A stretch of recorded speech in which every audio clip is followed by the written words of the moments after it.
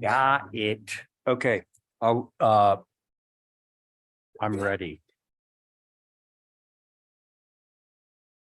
Okay, everybody, those of you in the room, welcome to the Nantucket Historic District Commission meeting of Tuesday, September 26th.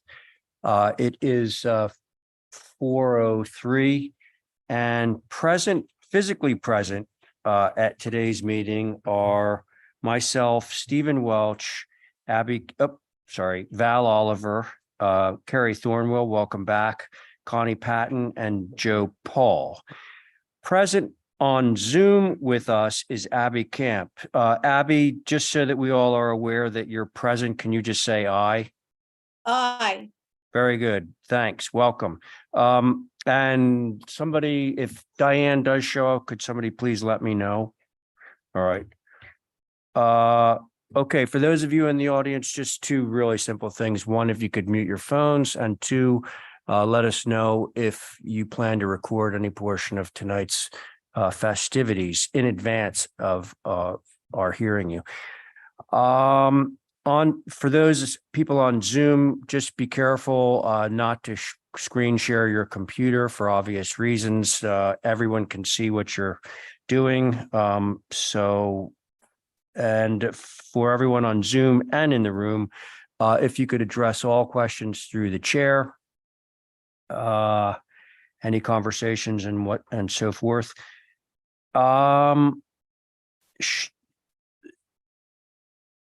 I think I'm going to, for any vote that involves Abby, who is a regular member.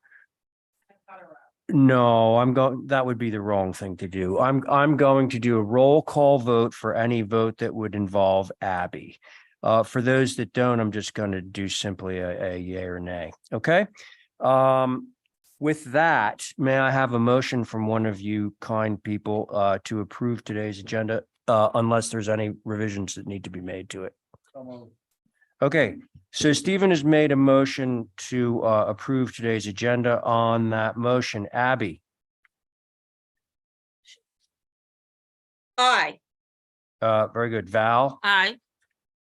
Carrie Thornwell will be our first alternate in the rotation. Aye. Very good.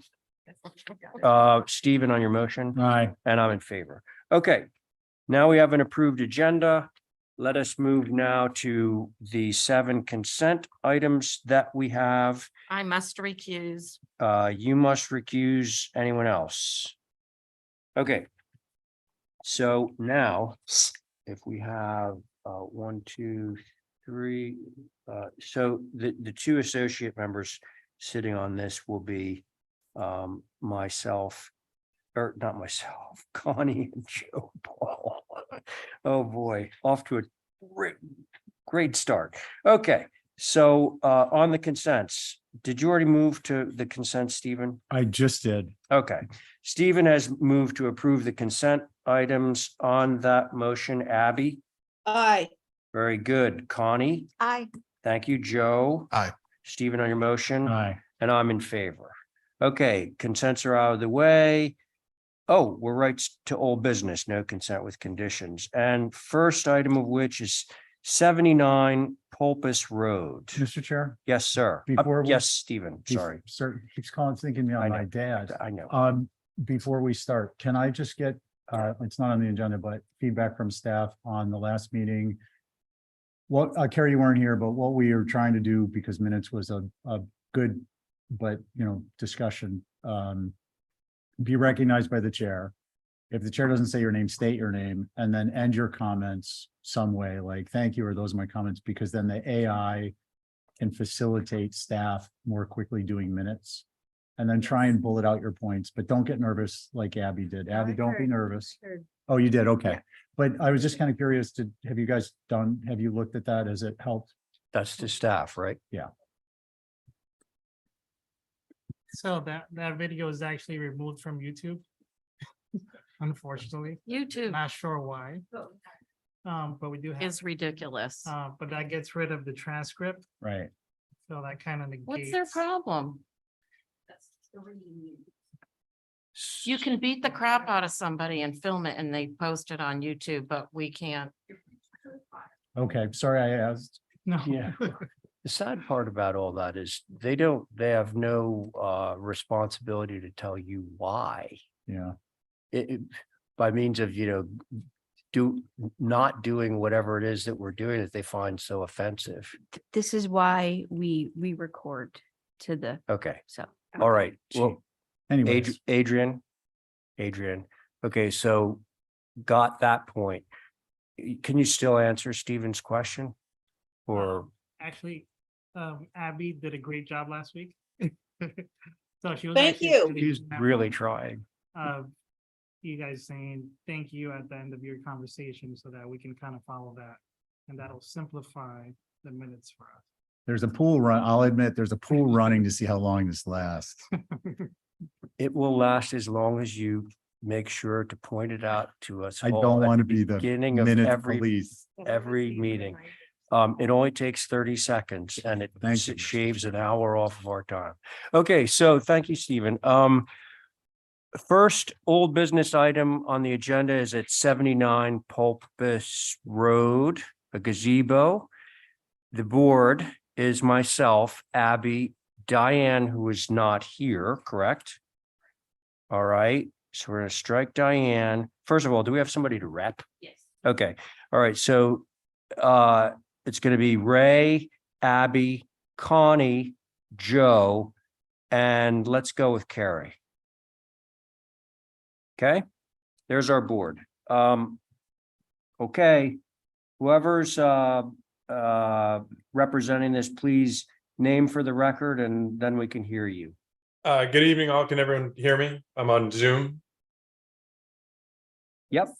Okay, so my name is Reed Unor. I'm representing or re-representing a gazebo at 79 Pulpus Road. In the previous presentation, we were asked to add supplemental information as well as address the pool and hardscape plan that we had not had approved yet, specifically to the retaining wall that would be at the rear relative to the pool of this gazebo. So since that meeting, we've had the pool and hardscape plan approved, and that includes the wall, which is shown in that cross section that we were also asked for in the last meeting.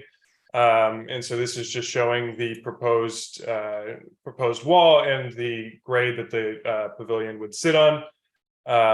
I'm happy to represent the idea in terms of the architectural agenda, but I understand the agendas here are long, so I can also refrain if it's unnecessary. Coming back. Okay, if we have any more questions, we'll certainly ask. Let's see, does this one go straight to the board? I believe it does. Board members, love to hear your opinions of the revisions. I wanted to, I was wondering about the visibility from the road. Otherwise, For the record, that's Abby Camp. yes, so sorry, Abby Camp, but, No problem. Mr. Chair, can I address the question? I actually didn't hear the question. What was the question? Abby Camp, I wanted to know the visibility from the Pulpus Road. So to Yes. the last meeting, we had established that it was not visible from the road based on a diagrammatic rendering that we had done. It was a picture from the public right of way on Pulpus Road, and showing that the only portion of this structure that would be at all visible, but with very little visibility, would be the chimney. There you Thank go, you. Abby. I have a question. Thank you, Abby. Joe. Did you say that the retaining wall was approved? Yes, sir. It was Mr. Chair, can I address the question? You go ahead, answer the question. Thank you. Yes, it was included in the pool and hardscape plan with that new business submission. Okay. So we weren't actually asked for any changes in regards to the structure itself. It was just asked to be held to track with the approval of the pool and hardscape plan. Okay. I'm asking because the material of that stone wall, it looks like it aligns with the chimney and the stone base that's part of it. Is that all the same material or? It's the reason why I ask is that the elevations show a flat ground plane and there's a 30-inch wall that's there. I'm curious if that wall is approved with the same stone material or if it's just is it timber? Just, I'm curious how they join one another, I guess, on the east elevation. As of now, the material for the chimney itself hasn't been selected by the clients, but we anticipate, or it will be an earth toned stone. In regards to the wall itself, that will be, to my knowledge, parging. And if you see, just give me one moment here. If you see the rear elevation of the gazebo itself, you can see that the stone veneer does not continue to the extent or down to the ground plane, but instead transitions to parging. So the, I guess, finish from the wall to the gazebo itself would remain consistent. Thanks. I'll go. Joe, you finished? Yeah, thank you. Okay, Carrie. Carrie Thornwell. I find that the gazebo itself is fine. I find that the fireplace mass is so heavy and the rest of it is quite light. And I'm thinking it should come inside the walls. So it just reads as just the chimney coming up. I feel that the two different materials, the parge and the stone, are not typical the way they are rendered. And I'd really rather just see that shingled wall come and wrap around that fireplace mass on the outside on the east elevation. So to address that comment, per the Mass State Building Code, the structure itself isn't allowed to touch the chimney, which is why, or is not allowed to bear on the chimney, which is why we held it in front of that. And so to, Sorry, Reed, let's hear from everybody first. oh, sorry. But I do know that a chimney is allowed to be inside a building, but you'll hear that from me. So Carrie, was that it for you? Yes, thanks. Okay, very good. Let's see, Abby, did you have anything to say comment wise beyond your question about visibility? Yeah, I was just going to say that if there's a little, when you're looking down the driveway from Pulpus, there's a little vegetation that comes out. And I was just wondering if, and also that green line that goes right across the site plan, is that a privet hedge or what does that green line indicate? Yes, that's privet. Okay, so I think the screening, see that little thing that's just before the circle, it's vegetation. I think if that was extended, and I don't know exactly what what is involved in it, but I would be okay if that were to be a screening from the chimney, which is my main concern. Thank you. Thank you, Abby. Connie? I don't really have anything else to add. I like the idea of some added screening for that fireplace, if at all possible. Thank you. Okay, Connie, thank you. My own opinion, I think that this might be a much ado about nothing scenario because I do believe that this is going to have limited to no visibility from Pulpus Road. Having said that, I like Joe, I can't really understand this. I look at the south elevation and the north elevation, which both show the sides of the chimney. They're rendered as stone, yet the east elevation, the back of the most exposed portion of it, shows it as parged. And I can't believe that you would just sort of like parge one face of the stone. So that's all kind of confusing to me. And I actually like Carrie's idea of having the building just continue across and having the chimney go inboard. And I know that you're getting into this explanation about why you can't have a chimney inboard, but I can't believe it because pretty much every house in Nantucket has an inboard chimney with a couple of exceptions. So those are my comments. Can I address that set of comments? Yeah, you can. So the only thing I was bringing up about the building code is that the building would have to extend much beyond the chimney, which would have increased, I guess, the massing of the structure itself. So we were trying to limit the overall weight of the gazebo itself, if that makes sense. Okay, thank you. I understand what you're saying. The building would probably have to get another, the ridge would have to get another 3.5 feet long approximately. Hmm. Okay, what's the opinion of the board? I mean, Well, I want to, I think I can make a motion, but okay, give it a try. I agree with all the concerns about the chimney and making it inboard. That said, I think given the distance from the street, if this thing's 18 feet, this thing's got to be 150 feet from the street. And I don't think you're going to see it. So based on that mitigating factor, I would motion to approve as is, but I do think that drawings probably need to be corrected to actually show, I think this is a rule that everybody should be following.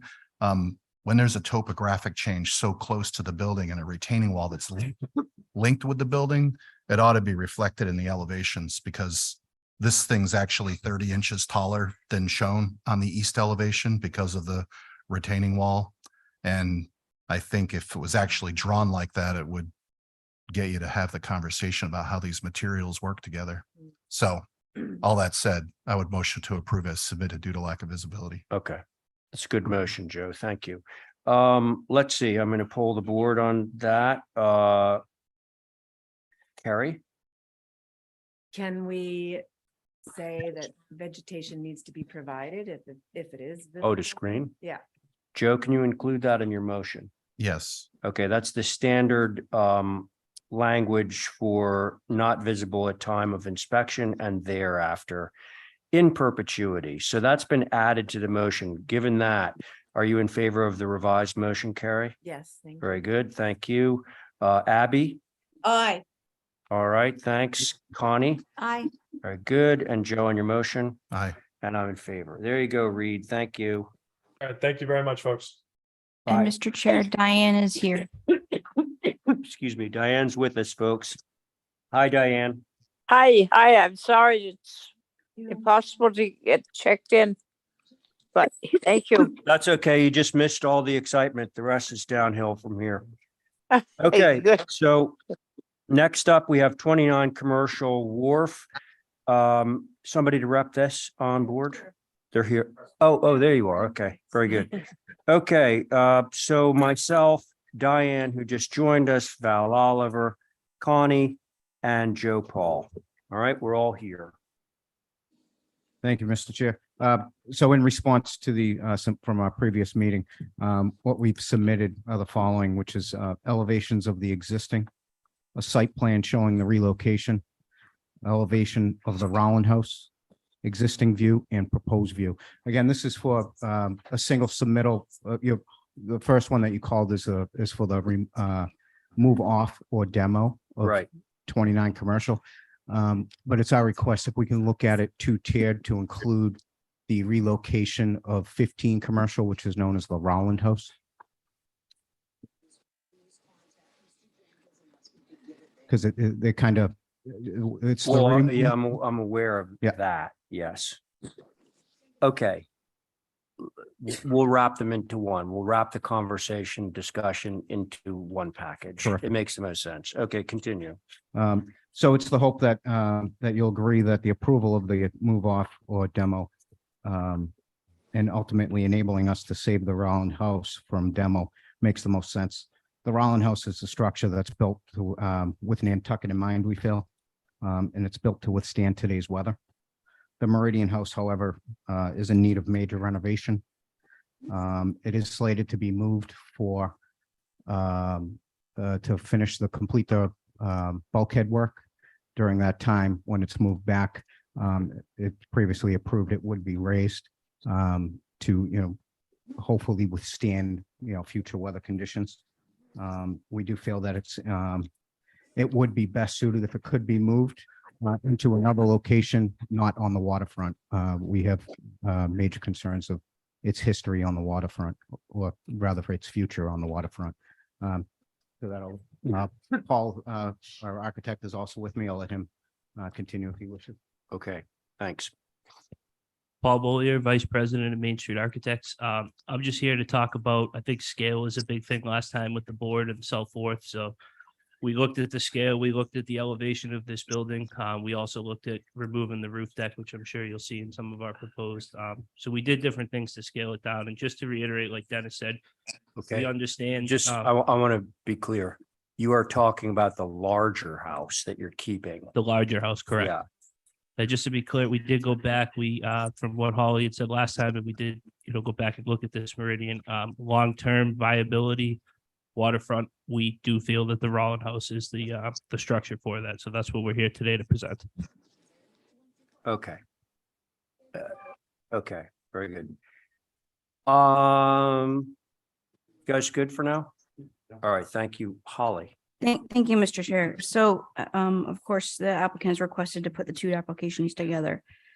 Since the Meridian Cottage is contributing towards the local and national historic district, it can be exempt, like all historic structures, from the substantial compliance section of the building code, as mentioned previously, when it comes to FEMA and following our resilient Nantucket design guidelines. It can be elevated to a minimum of 4 feet or less with appropriate flood proofing provided. However, the 2009 building, in addition to its existing 26 feet 5 inches tall, which is I note 8 feet 4 inches taller than the contributing cottage, will not only change the character of Commercial Wharf, but will still need to comply with FEMA regulations and be taller than it currently sits. This existing structure was built 5 years before the update to the 2014 FEMA maps. I appreciate the proposal of removing the current roof walk. However, I don't think the views submitted are responsive enough to really show that the structure would be suitable for this location. Again, the structure that is being proposed to be demolished or moved is a contributing structure towards the wharf cottages. It's been there since the 60s, contributing towards the district. And as well as believe the last time that this was reviewed, there was a request for an elevation certificate. I didn't see that in the application. And I do want to notate for the record that the current structure, Mickey's old building at Commercial Wharf, already has approval from this commission to be moved off the site already. So that's not precluding the land bank to move forward with moving it off. Those are my comments, Mr. Chair. Thank you. Holly, thank you. Mickey.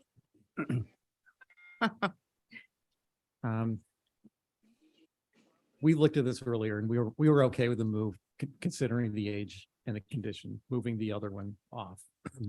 I think our condition The was smaller one. the smaller one. I think what we had said earlier was we were okay with moving it, but not demoing it. So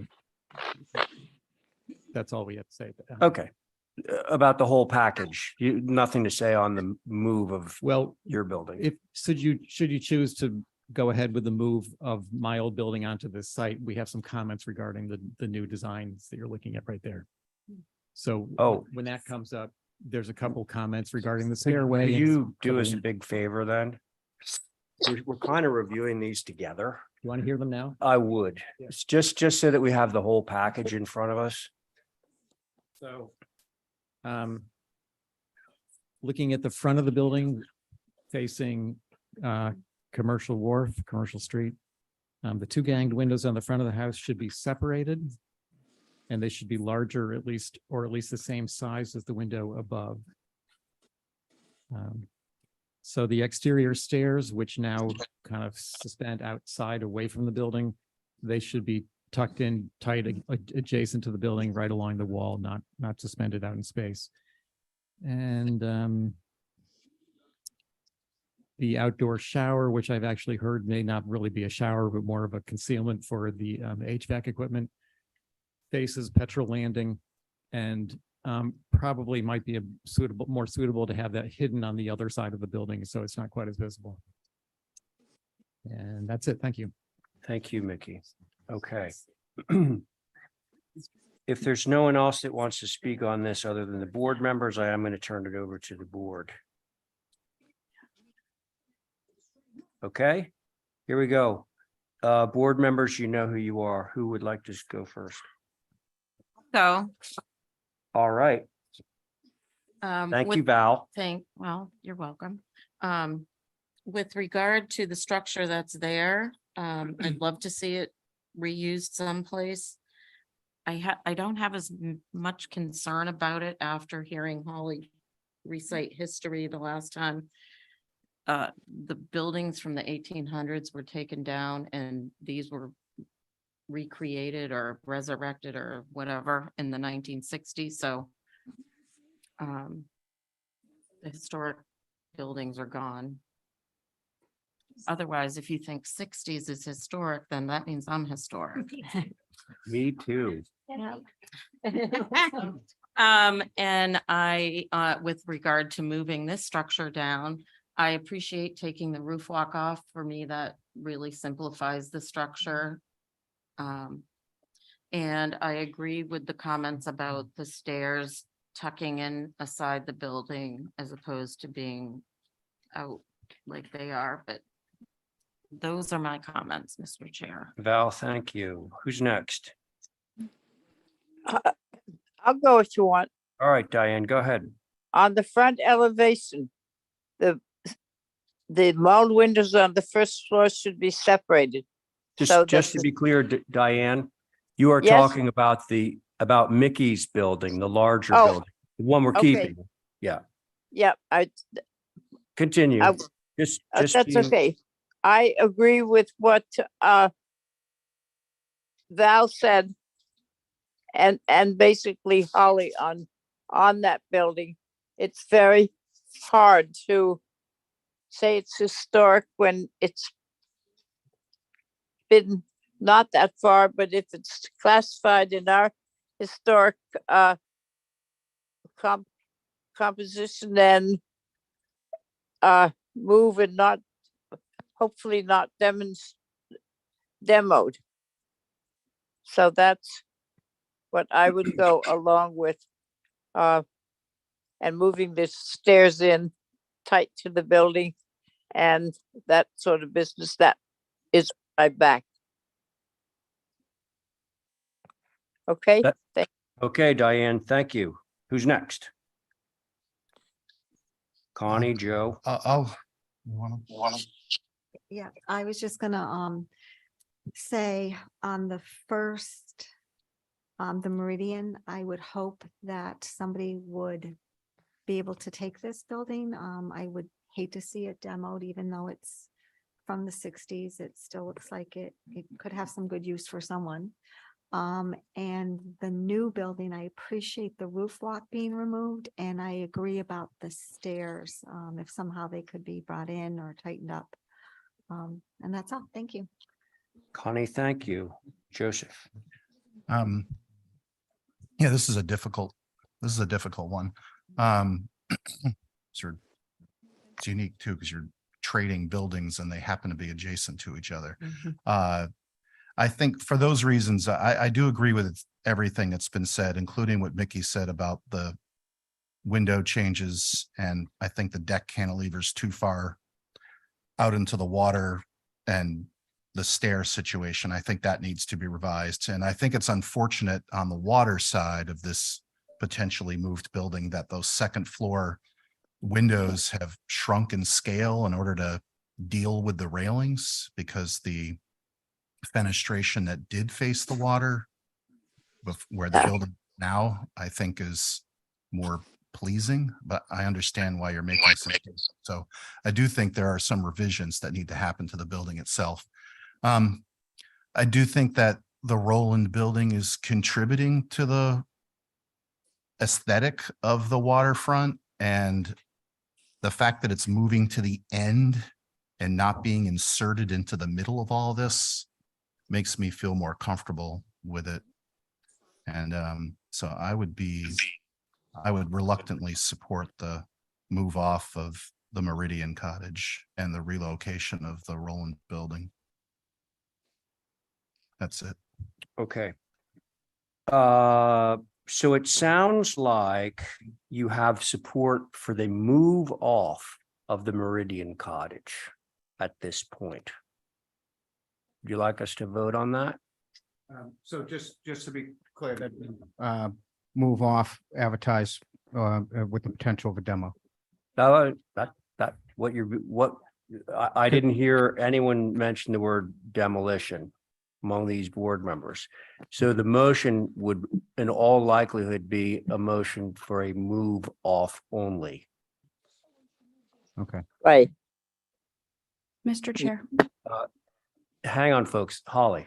I would like to, and I maybe I some clarification, but I'm pretty sure, and I'm so glad Mickey's here, that this structure as it sits would still have to be elevated when it gets moved, because again, it does not meet the current. Mickey's building. Correct. Oh, right. I think we all understand that. Now, one thing that I didn't ask and sort of assumed is the revised drawings that I looked at, the new ones without the roof walk on them, show the change in the elevation to meet FEMA, right? So we're working with the civil engineer, yes. Okay. So it's not like you're going to come in and say, oh, we have to lift the building because you've already done so. Mickey. Yeah, I just want to add, what's probably not real clear is that when I built that building, I'd waterproof the first 2 feet of the floor space to make sure, to make it meet the Wow. flood zone regulations. Like the commercial code for It's a flood. commercial building, so Yeah. I was able to do that with the use of door dams, which they'll have to provide. Are you guys employing that? It's intended to stay as a commercial use, correct? Well, no, that's what not I what mean is following from that, are you utilizing Mickey's, the stuff he put in place? We are, correct. Okay, all There's right. also a That's- post, there's also a post firm for FEMA. So buildings that were built post firm, depending on what you do to them, and that regulates whether you go to the map of when it was built or today's map. There's different aspects to that too. Okay, but I mean, Right, the news for the board is that it's already kind of set up, the building. This is where the elevation certificate, in my opinion, Yeah, is so is whoever, 100%. well, let's required. dispense with the move off Thank you. first, okay, folks? So, can I have a motion on that one? Well, actually, Oh, sorry. yeah, no, that's okay. Go ahead. Because the application that was submitted was for move off or demo if we can't. We understand that, but Um, so what we're giving you approval for is a move off at this point. I'll make that motion. And would we have the opportunity to come back again if You we always don't? have the opportunity to come back. Okay, You do. because we're in hopes of finding a home for it, and we're looking to Sure, advertise it but again. just, to put all the cards on the table here, you understand what the sentiment of the board is right now with respect to demolition. I do. Okay, Yeah. all right, just so we're all clear. Diane has made a motion to approve a move off on, what's the, street number of that right now? It's 29. Commercial 29 Wharf. Commercial Wharf. All right, so that's Diane's motion for a move off. On that motion, Val. I have a question, so. Oh, I'm not- okay, go ahead. Go ahead. We're not gonna do move off demo after you advertise, like we usually do. We're just doing a move off. Right now, we're just approving a move off for the simple reason that I didn't hear a lot of support for a demo. I'm sorry, Ray, if I may through you. Okay, go ahead. Is it possible that we could see if we, again, because the hope is that we can move it off and again, somebody would take it, but we can't guarantee that. So, as the board generally goes, I think my request would be for a move off demo.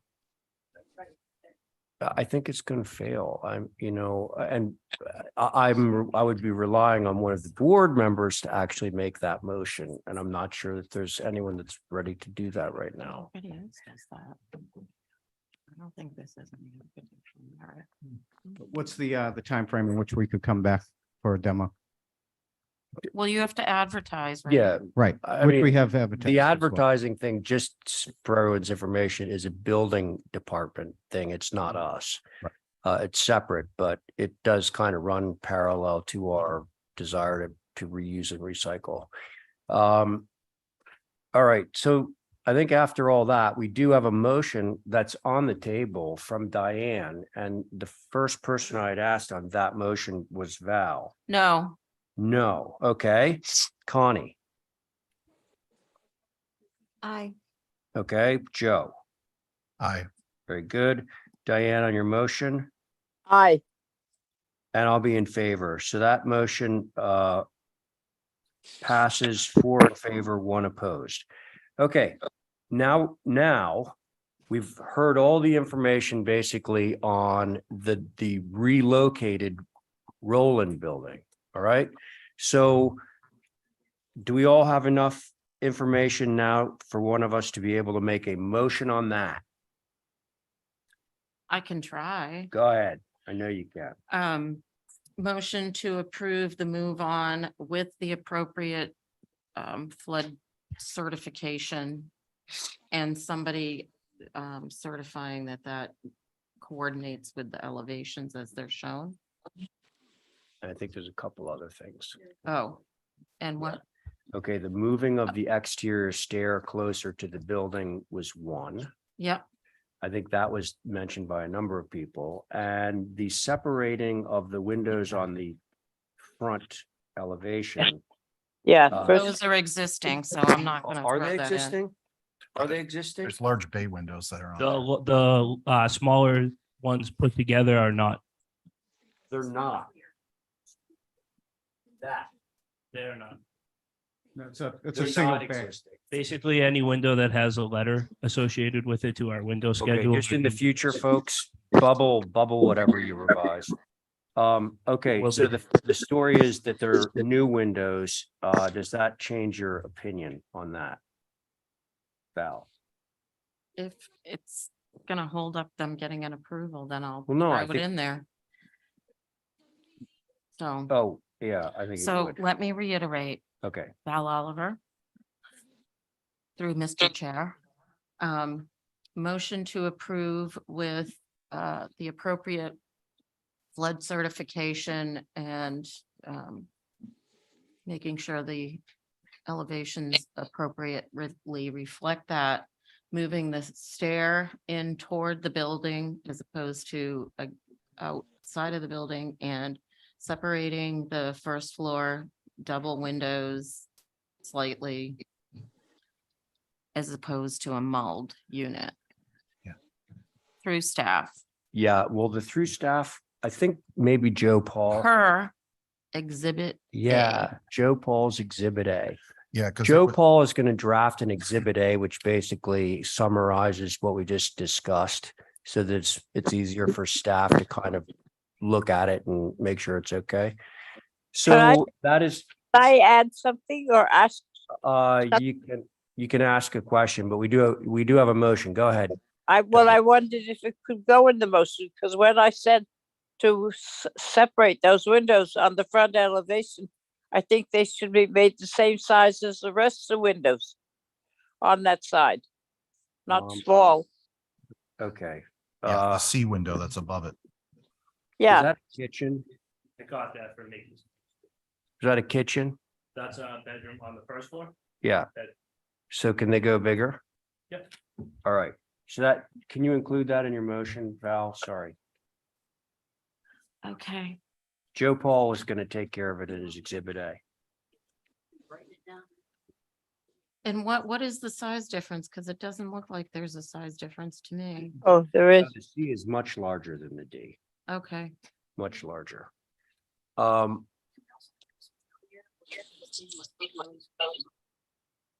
Okay, Yeah, so yeah. Val, I'm going to speak for you on this one. Also Okay. included in Val's motion is the idea that you folks are going to bubble on the record set of drawings, what is actually being changed on the building and making a notation that it's changed. Okay, Like removing the roof walk, changing the windows. Correct. Yeah, All that stuff, all bubbled so that we know exactly what's changing. All right, so guess what, folks? That's Val's motion. On Val's motion, Joe, Aye. Connie, just said it. Diane, Aye. very good. And Val on your motion, Boy, Ms. Oliver, yeah, you in favor of your motion? yeah, the Yes. Val's in favor of her motion. Thank you. And so is Ray. So there you go, guys. You're all set to go pretty much. Hopefully you'll find a home for that building. Thank you. Okay, we're on to new business. Hey, you guys, are you heading out the door right now? Can you see if Stephen Welch is back there? Because I need to sit off the next couple of applications. you do? I'm only just so you guys know, disclosure. I'm sitting off the next couple of applications because they're definitely in my hood. The neighbor is right across the street from me, so it's better if I stay off that one.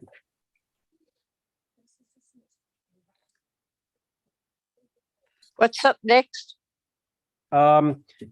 Diane, we're on to new business, so it's 22 Pleasant Street, Right. two applications, and Val's gonna be. Okay, Oh, so no. that means you're gonna need, gotta wait for Stephen, because you're down two members, Val and Ray. I reviewed all these. Stephen, sorry, I was gonna mention it to you.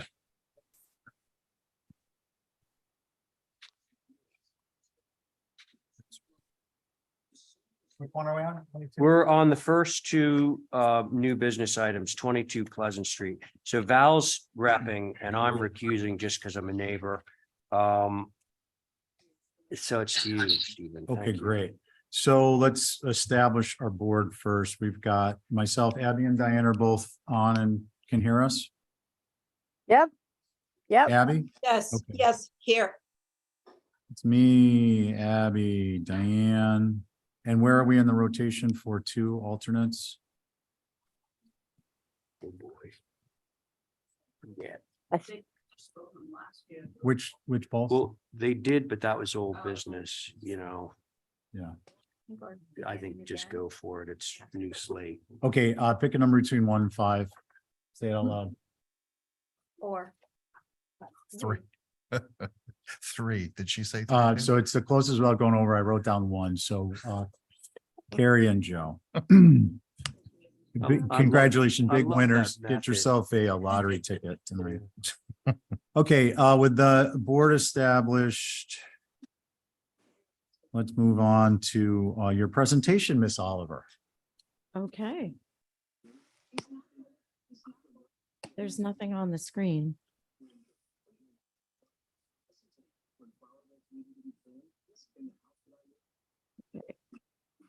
There it comes.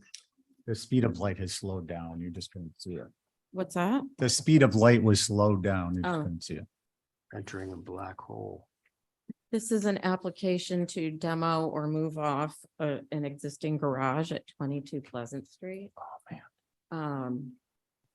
I included the extensive history that Linda did in 2021 about this building, and I think she ascertained that the garage was circa 1952-ish. As you can see, it has that sort of sunky shiplap like the house.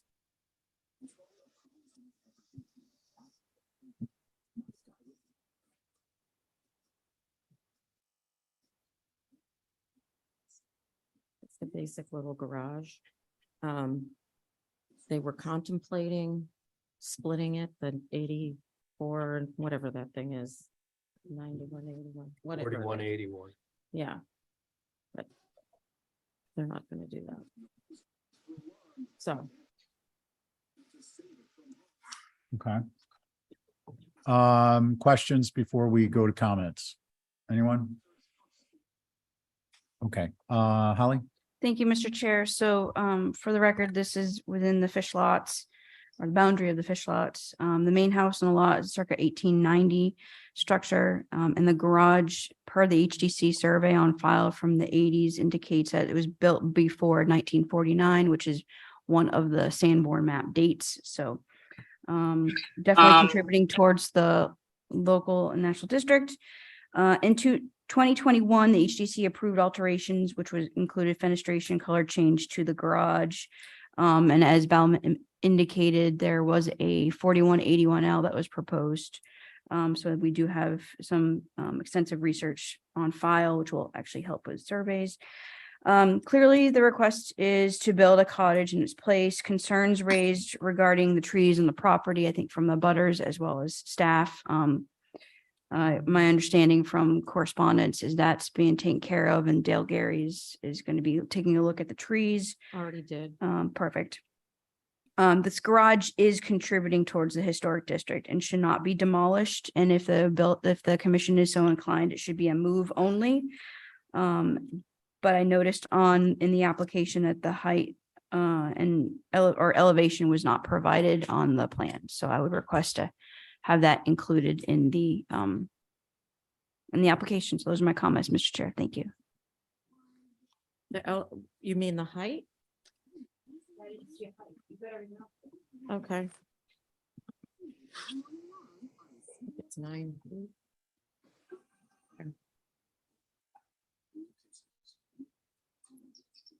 Height?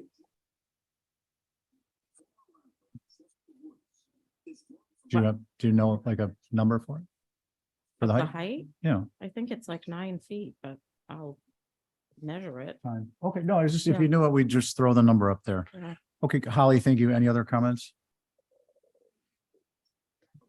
Just that we did receive comments from an abutter, Right. and I believe the abutter and the owner have communicated that.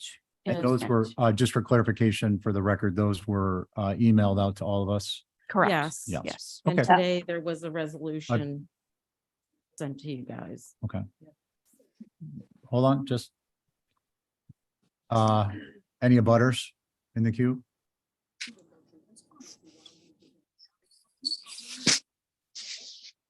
And Mickey on the, please identify your group as the public. Yes, Mickey Rowland speaking for the historic structures that was previously HSAB. On the group is Angus McLeod, Jason Finger, Lucy Dillon, myself and Mary Bergman. So considering the age of the building and the fact that it is a contributing structure, we felt that it should remain in place. Thank you. Okay, thank you. Short and sweet. Who'd like to begin? I'll go. Can I just ask as a question follow-up? Because we did read letters and there were questions and concerns. And I thought I read one that addressed trees or something that might be Yeah. of concern to the neighbors, but is not an HDC. No, But can you just address where that is now in Yeah. terms of the latest? Yep. Dale came and looked at the trees. They're actually an invasive species. They are not town trees. The trees that are being discussed are between. At the Can you back, approach the mic, please? between the properties, not on the street. One is actually diseased and is being taken down, and both parties are good with that. The other one, they're gonna work out amongst themselves because it's not an HDC issue. Okay, thank you. Just that closes that loop a little bit. Who'd like to go? I hate to see this building go. It's so unique with the house. They're just of a piece. And I think if you can look at how to use it with whatever you're doing, it would be highly appreciated. I think there are examples of being able to move this on site, use it, keep it. And I just hope that maybe we can look at that before we can say it can go. That's all. Thank you. Okay, I'll thanks. go. Terry. Diane, go Oh, ahead. boy, here we go. Yeah, I think that the garage fits in with the house, as Carrie said, perfectly. The two of them have been there for years. It certainly is in extremely good condition. And I think it's befits the space it's on. I would entertain thoughts of putting a wing on, whatever they want. But I certainly think with its history and whatever, that it remain on the lot. Okay, thank you, Diane. Abby? Yes, Abby Camp. So I agree with what's been said. If it does come to renovation or sort of a redesign, I would hope to keep the same scale and characteristics such as the siding and sort of a nod to the main house with those cut off gables, those sort of sloped in gables and the decorative brackets.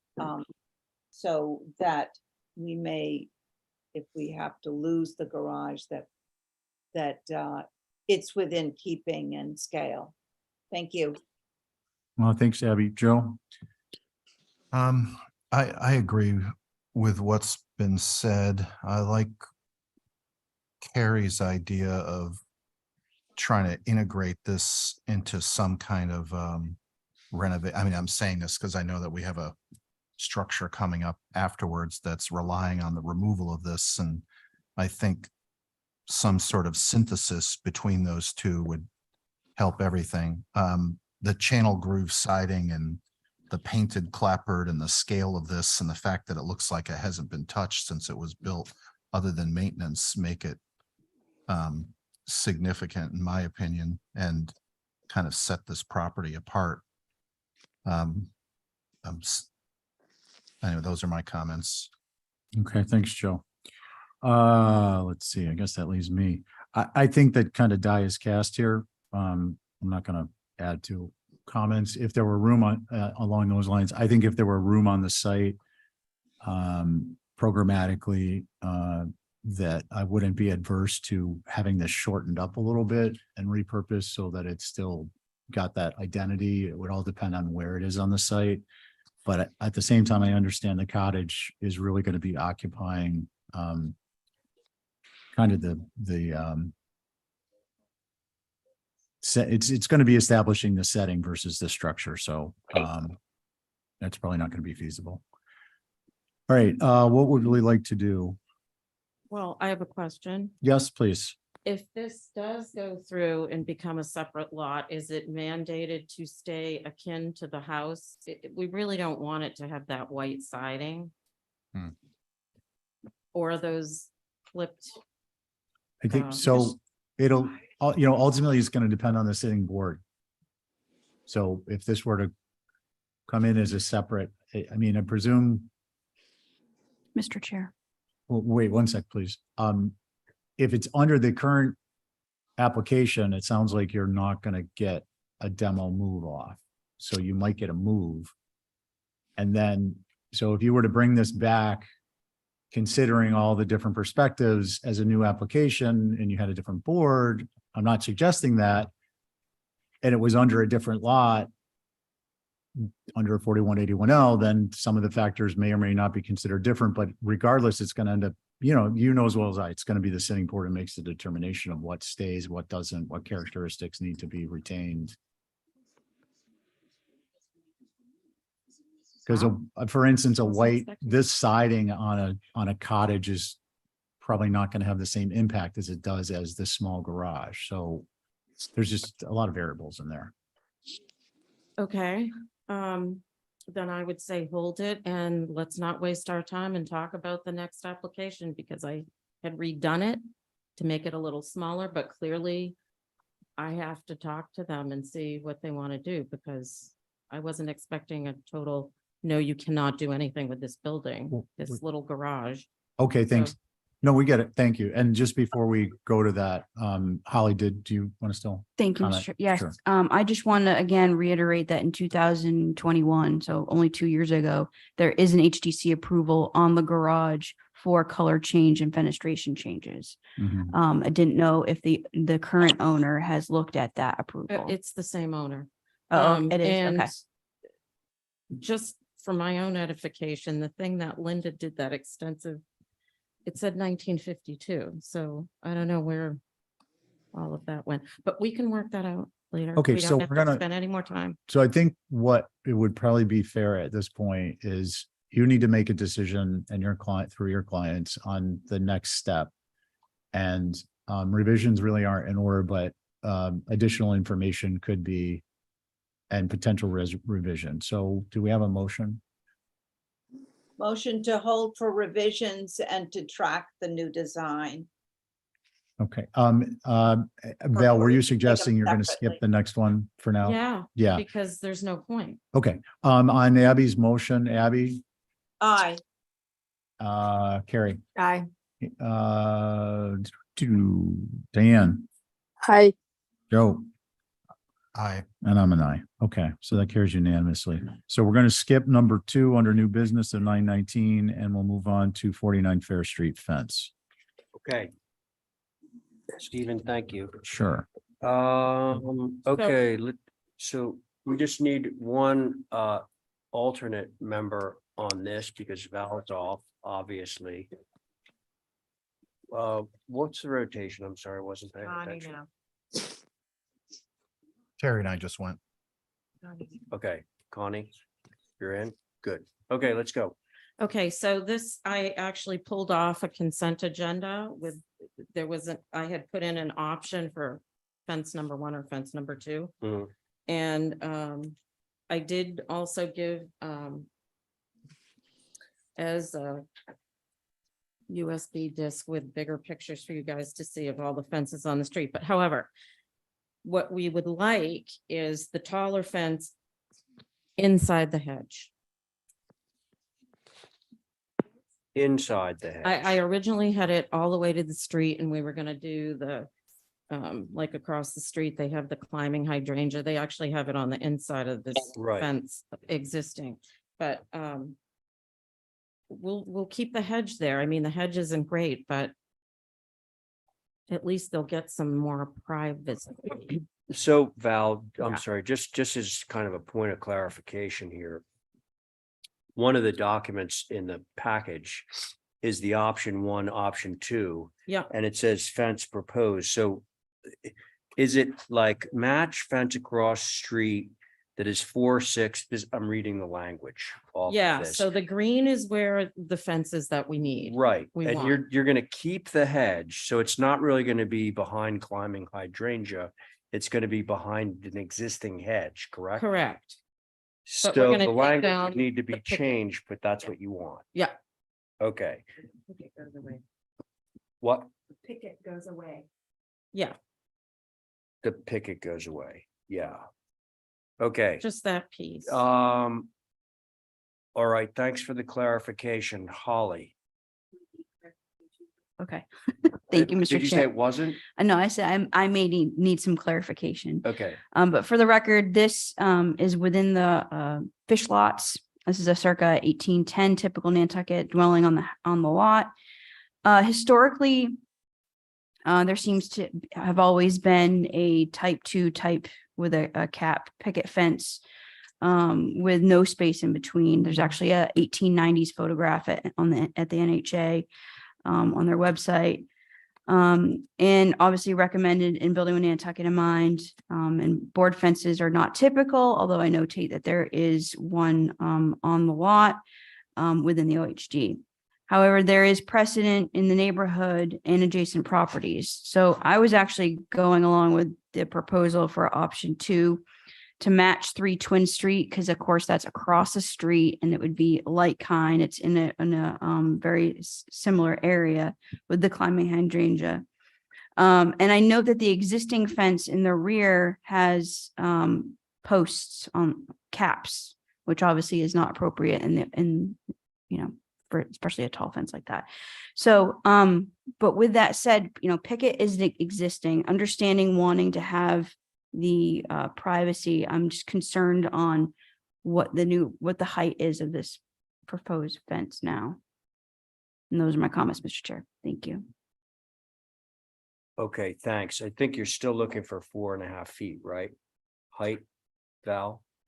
Yeah, well, so now the 2 options are getting mixed up. I'm going back to option number 1 and simply removing climbing hydrangea Hang on. and putting it in back of the hedge. So it's a 6-foot fence, 5 and 1 to match what's there, which Okay. isn't lattice. It's I like think you're a- confusing people now. And by the way, these. it's both- easy to do. The comments you're hearing are advisory comments. You're aware of that. Okay, thank you, Holly, Mickey. So as Holly said, building with Nantucket in mind says that on street facades, type 2 picket fences are more appropriate. Board fences are not necessarily appropriate. I'm not sure having a precedent on the street is a good way to approach this, because why make the situation worse? Putting the fence behind the hedge ameliorates it to some degree, but still a 6-foot board fence, even behind the fence, I think is too much screening. It's too solid a surface. The pickets, we're all going to see, you can kind of see through it now. And you're going to see a lot more through it during the winter time.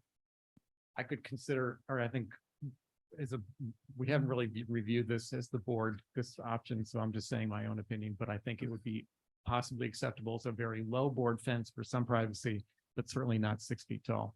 Thank you. Thank you, Mickey. Okay, if there's no one else that wants to speak on this project, I'm going to go to the board members. Regular board, Val, and with Connie. Stephen, go.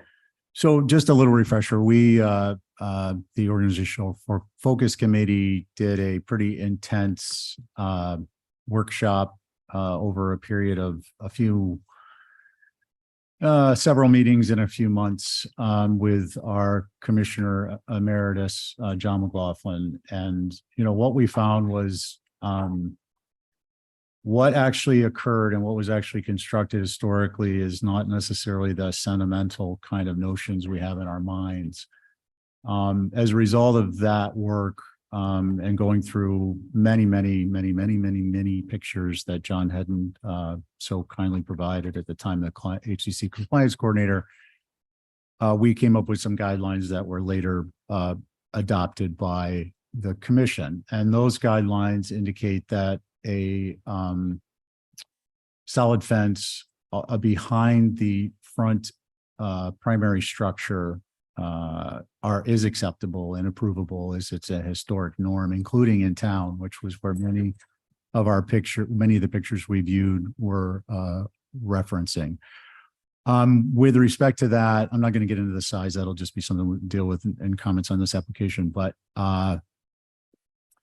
the aspect of that with respect to building with Nantucket Mine is I've always interpreted that as at the front of a home, a solid board fence of any height, because I know there are solid board fences at the front of homes in the old historic district, but of any significant height is not appropriate.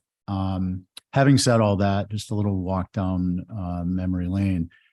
I think the most appropriate application here would be for kind of splitting these different proposals, moving for a 5-foot board fence with a cap, not super decorative, but something like a V groove, and behind the privet, as opposed to alternatively a 4'6" on the street with the climbing hydrangea alternating every 8-foot section or thereabouts. Noting that on the corner of Main and Pine Street, there is a historic renovation that included through this commission I think it's a 6-foot board fence, and it runs the length of from the rear of the structure at least the better part of 100-something feet. So those are my comments. Thanks, Mr. Chair. Okay, Stephen, thank you. Who's next? Abby, you ready? Sure. Yes, Abby Camp.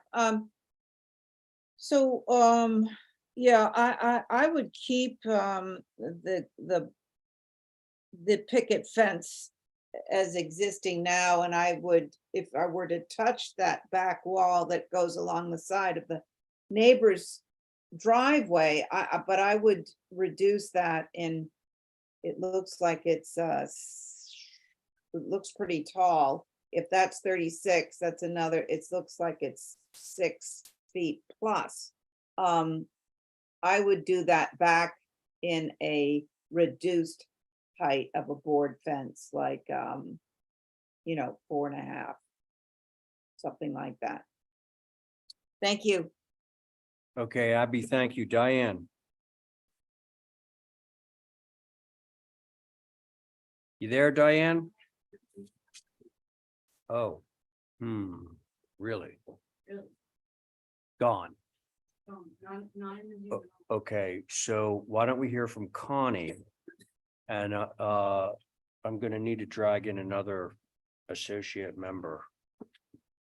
In the rotation, can anybody clue me in? Well, I think it should be Paul and Joe because I got up halfway through. It's Joe? Okay, Okay. Joe, you're on it. All right, Connie, go ahead. I guess I'm confused. So we're not looking at option 1 or 2 anymore. We're looking at a 5-foot board fence inside the privet. Call that option 3. Okay. Option, okay. And it's 5 foot or 6 foot? I wanted 6, Okay, but I'm willing to do 5 I would, with a cap, I would plain. be in favor of option 3 then, I think. Okay, Thank you. thank you, Joseph. I'd be in favor of option 3, but I have one question. Are you keeping the type 2 fence along the road? Well, that was gonna be my next question. Because I had something, I'd be in favor of that. Okay, Presuming that the privet's gonna be so dense that this fence that's behind it, option number 3, isn't gonna really be even visible. that's why we need the fence. The Yeah. privets don't grow too good. right Yeah, now. you're gonna see it.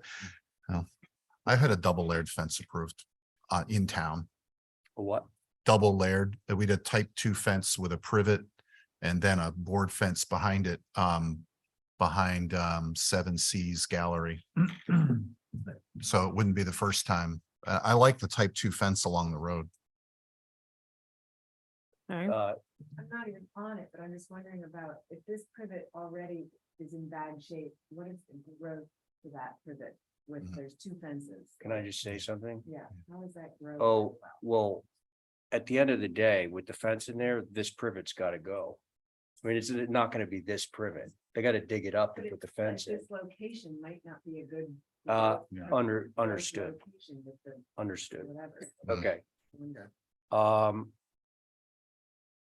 okay, so Joe, you're sort of suggesting a hybrid version 3 with opaque fence, inside out opaque, then privet, then. It was the a existing- question. I wasn't sure if the type 2 fence was meant to stay there or if that street edge was gonna be then defined by this privet. Hmm, Um, why don't we hold it? I don't think you need to. I don't think you need to. Do you want me to try a thing? Wait, No. wait, I haven't spoken yet. I'm sorry. Everybody always forgets me. So, it's funny that Stephen brought up Lion Street because not Lion, Pine Street, which was the street that I live on. And I'm very familiar with the house at the corner of Main and Pine. And I do recall vividly that discussion, and they supplied a number of photographs showing this big board fence that, had run back there. And I think that Stephen's correct that it's probably 6 feet tall.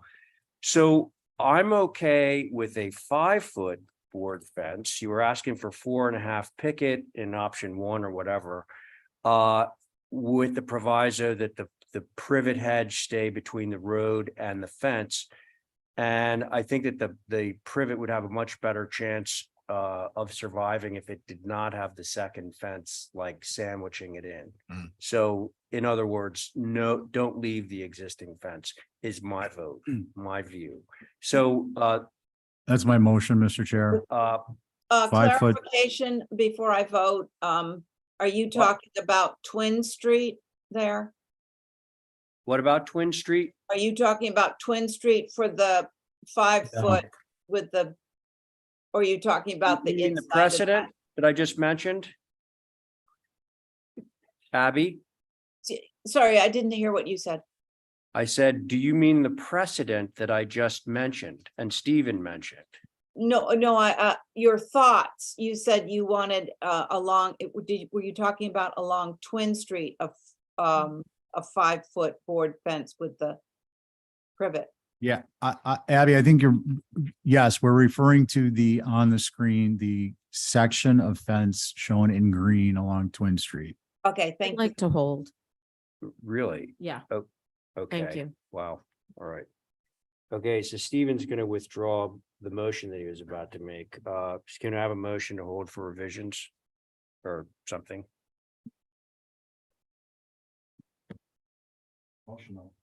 Motion to hold for revisions. Okay. On that motion, Stephen. No. Okay, figure that.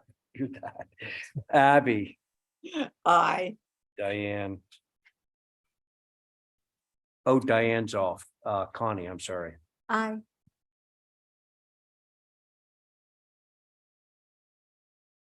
oh, I'm sorry, I, Okay. I'm actually gonna, Stephen, on your motion. I'm a no.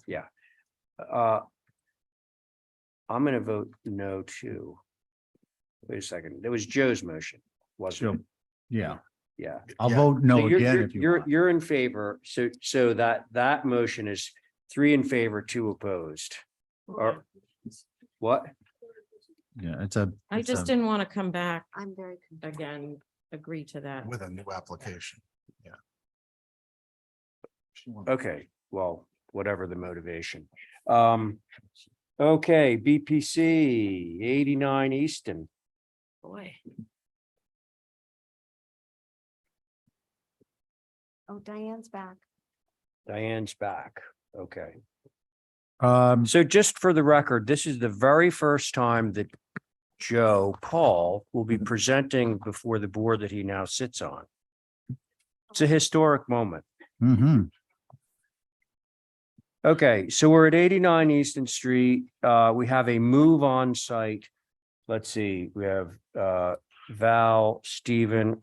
We're at the regular board on this. How about that? Yep. Joe? No, you go first. You present.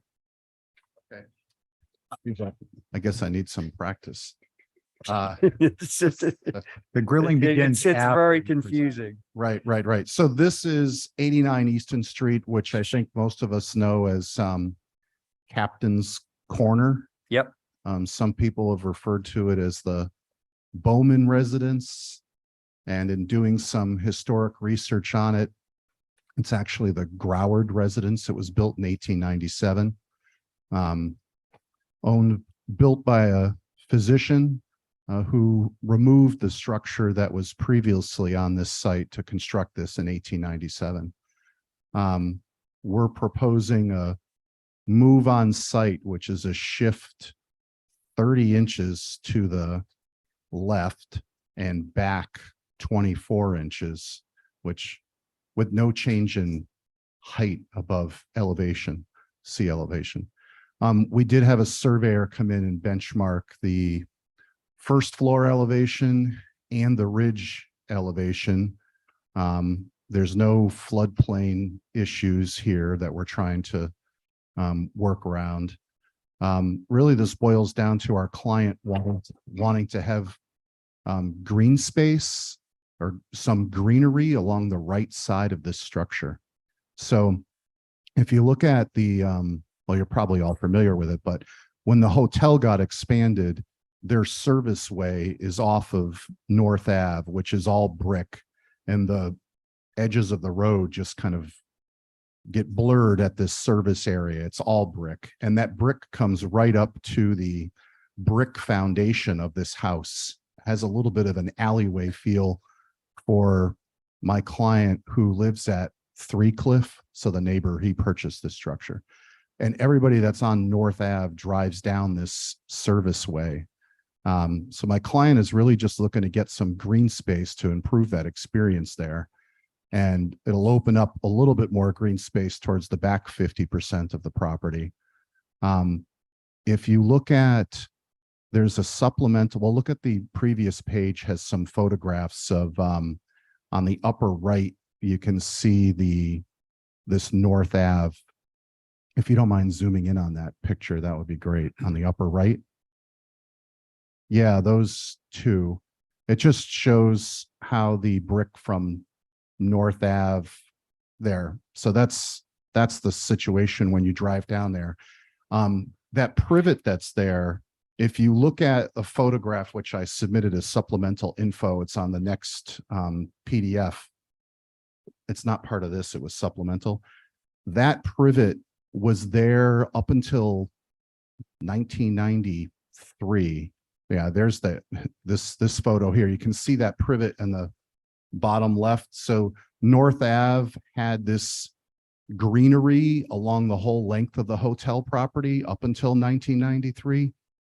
I don't know how far back that goes, but presumably there was always some kind of a landscape buffer between the hotel and the residential area, which has kind of been obliterated with the expansion of the hotel and the creating of that as their service area. So also, I think it's probably worth noting that my client is getting historic tax credits for this. So before we did any planning for the building, we met with Brian Lever from Epsilon Associates and we walked through the building. We talked about the possibility of a move on site. I have in writing that they have no issues with a move on site from a historic tax credit perspective, and their criteria for granting the historic tax credit is stringent. The plan for us is to keep all the windows in the building, and we'll be needing to keep a lot of interior details, including trim and stairs and everything else. So, and I say that because the overall intent is to keep this structure as it looks now and just shift this 30 inches. I think, you know, other things remaining the same, we're talking about the shift and the consequences to like the foundation. Right. But so Joe, that's been very thorough. Can we, That's it. all right. Holly, Thank you, Mr. Chair. So yes, this is Captain's Corners Guest House, 1897 shingle style contributing. And we have an old HDC survey, and now with Joe's clients working with Epsilon, there is an updated Form B. So that's actually one of the great things about historic tax credits when they go through that process. And interesting to note that the house that was there previously was a typical Nantucket and then replaced with this shingle style. Pretty cool. And although Nantucket is unique in moving structures within our historic district, it is a shame to move a structure ever so slightly due to the need of additional privacy from abutters in the brick paved private road. That said, it is de minimis in a move. Removing North Ave brick would be more appropriate, and I don't know if that's something that could be done with the abutters, but appreciate again the historic structures form being updated. I'm hopeful that a forthcoming historic tax credit application it will be done, and this commission will also be looking at a COA for a historic termination. I would and I'm very happy to hear that the new owners are wanting to retain the shingle style structure as it stands. So I am obviously at the end of the day concerned when any structure is moved. That said, I was also a little bit relieved to hear that it wouldn't preclude them from applying for their historic tax credits. So I would be more concerned on from a structural perspective. So those are my comments, Mr. Chair. Thank you. Holly, thank you. Mickey. So we agree with what Holly has just said about the it's kind of a shame to move this building just to, such a small amount for the particular reasons they stated. It's seems, a historical building should remain on its original foundation when it can, and there's not a compelling reason that seems to really move it that far. To get the tax credits, this has to go through Mass Historical, isn't that correct? So they'll be weighing in on the appropriateness of this also, I imagine. And that has not been done yet? No. Okay. So.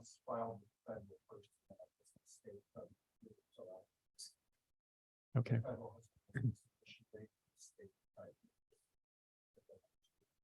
Okay, thank you. So our feeling is that it should probably stay where it is. It's going to end up getting a new foundation, so we have to talk about the condition and the material for the new foundation and the grouting, all that that happens when a new building or a new foundation is put in. Thank you. Okay, Mickey, thank you. All right, if no one else would care have to a speak question. on this, Stephen. Yes. Question through Mr. Chair, Stephen Welch. Joe, I just for the tape, can you clarify the foundation will be an exact replication?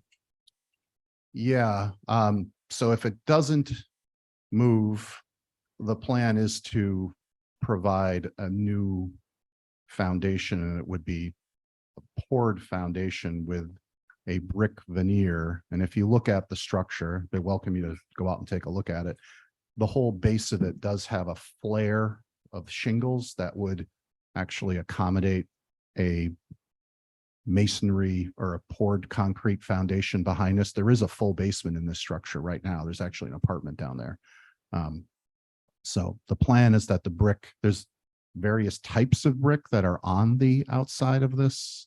Some of it looks like patchwork. So I assume that we'd be documenting the existing brick that's there and that any new foundation would be not discernible from a passersby, would all be internal. Okay, thank you. I'll go if you want. Go ahead. So, I think it's a shame. The adjacent hardscape is a hardcore urbanization of this area. It's ruined that character and setting. That's number one. I think number two, subject to limited height vegetation that you mentioned vegetation and reasonably, exact replication of the foundation that, what's proposed doesn't alter the character and setting of the area. And in fact, it resurrects it. To my mind, it doesn't alter the historical integrity or identity of the structure, which I think is really what should be driving our determinations on a move or a lift. So I think that it's appropriate,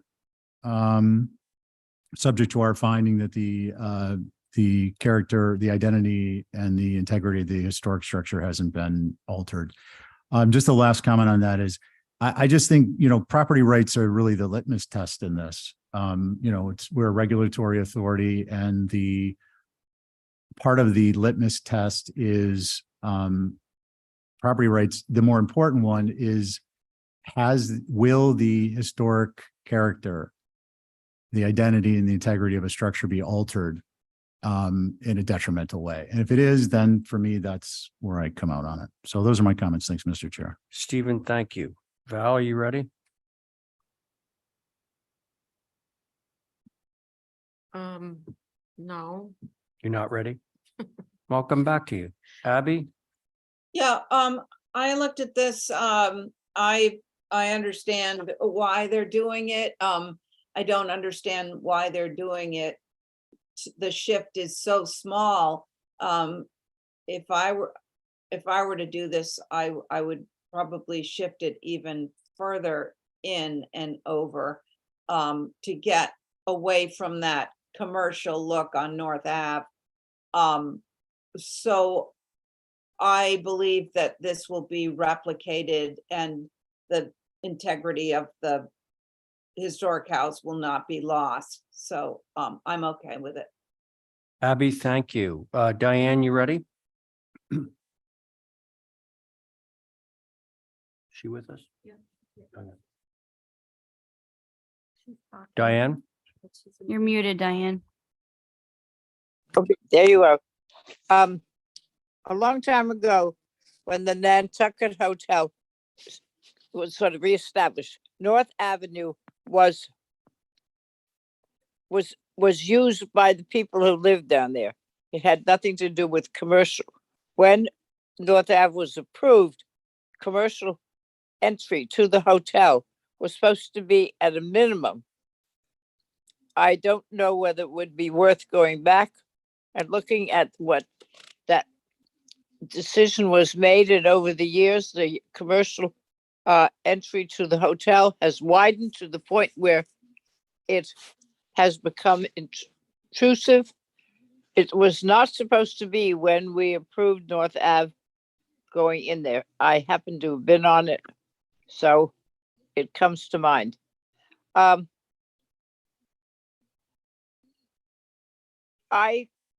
really don't know if it was completely okayed by the tax people, and they weren't going to say no because it was done, then I guess I could go along with it. Otherwise, it shouldn't be. It fits into that spot completely, and it's obviously been there as long as I have, so you get to fit well. I would just like them to look into past history that may be a little further than some of them went back. But the foundation, I don't remember what was there, but I think it should replicate what is there if a new one has to be put in. I'm not sure that an out of brick into cement foundation would be the same, but I'd certainly like to see if it is. That's it. Okay, thanks, Diane. Val. I really don't have any concerns. I think I agree with Stephen. I don't believe that there's gonna be a significant visual difference, and if they're gonna put a new foundation under it anyway, what's the big deal? Okay, well, 30-inch shift. Even if it was a new foundation, it would have to be approved by this board, even Right, if they didn't move it. So, right. yeah. But you're good? Yeah, Okay, thanks. Just, I don't really know why I'm saying this, but it's a small move indeed. That's correct. But that's because it's a very narrow lot and Joe is not trying. He's needs to get this building inside of the setbacks on both sides. And the more he moves it, if he sort of moved it further away from North Ave, what he'd have to do is slide it further north up Cliff Road, which would be a much more dramatic change in its siting vis-a-vis the road, and also it's going uphill in that case. So I think that it's a minimal change, but I'm in favor of it because the foundation has already been compromised. And I think that we can have assurances that the new foundation will be done in such a way as to replicate the existing. So I'm okay. Should we have a motion? I'll make a motion. All right. So Joe, just for the, before I make my motion, just for the purpose of clarity, I think, given the importance of the structure, I want to add some language. So the motion is to approve through staff to include replication of the foundation, reasonable replication of the foundation's appearance. And this is with limited height vegetation. This is having found that the identity, integrity of the structure, the historic identity and integrity of the structure will not be diminished. That's my motion. That's your motion. Okay. On Stephen's motion, Val. I, Thank you. Abby, Aye. Diane, I Stephen, Aye. and I'm not. I'm an I. Good. You got it. Thanks. Pizza break? Didn't make Oh it. yeah. So everybody, pizza break. It's 5:32 and we'll be back at 5:40. Thank you.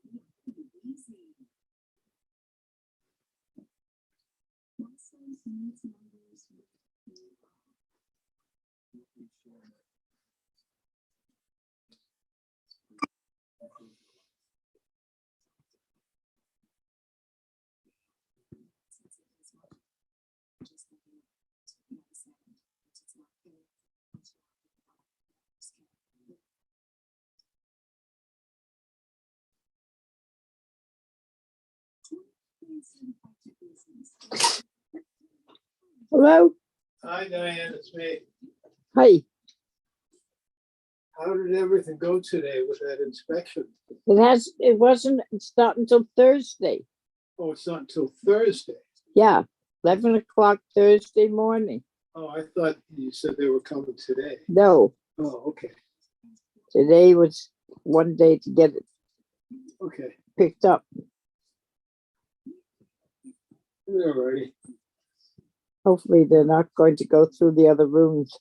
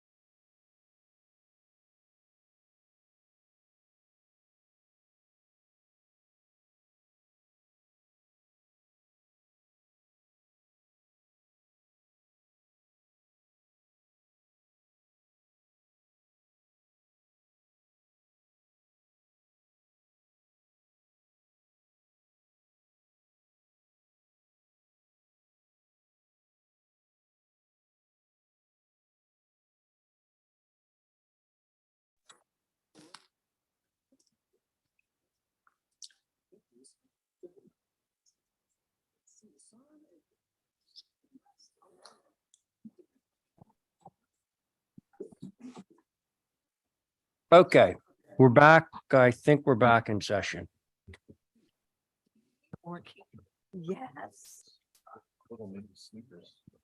I had a little mini. I think it was We an back? Institute thing, but it was- We're live. Okay, okay, so we're back, everyone. Next application is 3 Wynn Street. Yep. Val Oliver is going to be repping this for Mr. McMorrow. Let's see. Okay, so we should do our board. We need one, and I'm hopeless at this point with the rotation. Who? Connie? You want to go, Connie? Okay. Good. Okay. Thank you. Val, go. On the west elevation, he wants to replace a door that was approved as, I believe, like a 4-light. Like a half kitchen door-ish type. 2, like one of those craftsman style doors with the 2 panels and the 6 lights at the top. That's the door that was previously approved.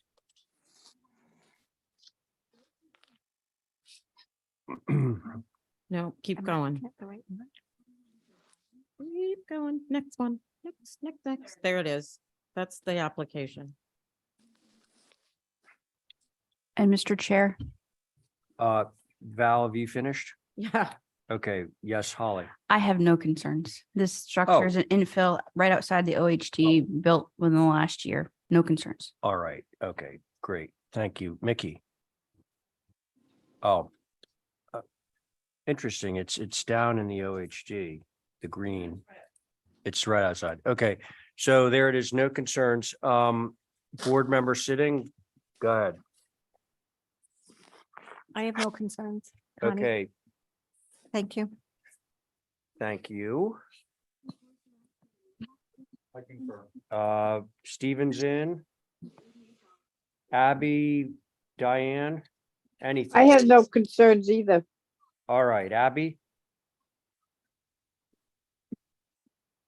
We'll imagine that Abby has no concerns for now. Okay, Stephen has made a motion to approve as submitted.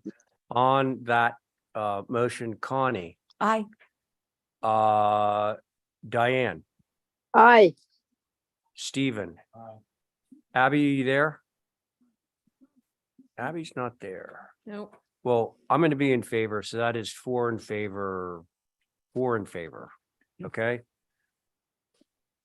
All right, great. So next up is, thank you, Val. That was a compelling performance. 39 Nantucket Road. Yeah, who has a hand raised? You mean on this one? Okay. Oh, good. Ross? You might be muted right now.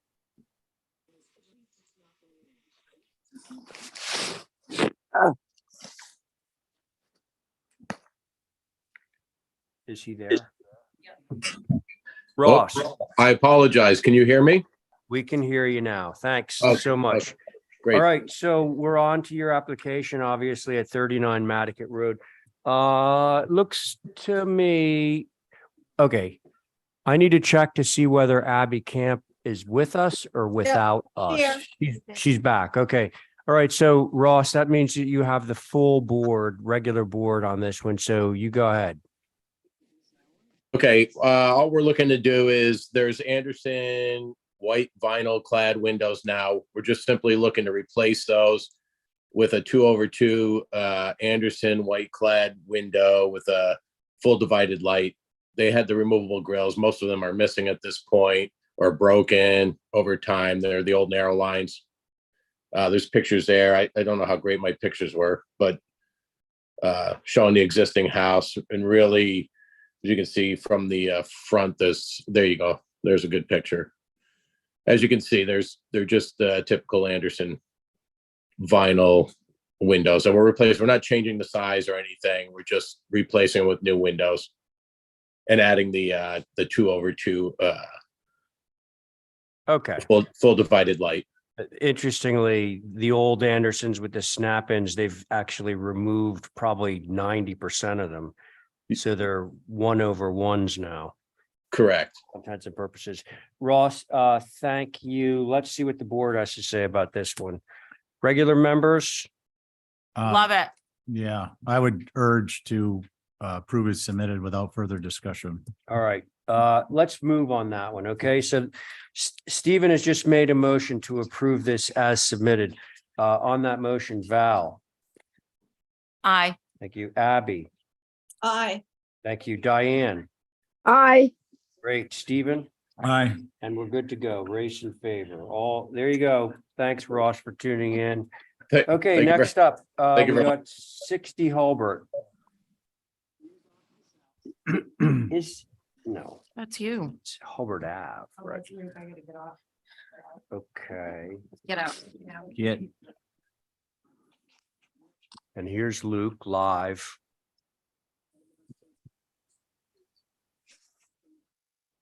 Okay.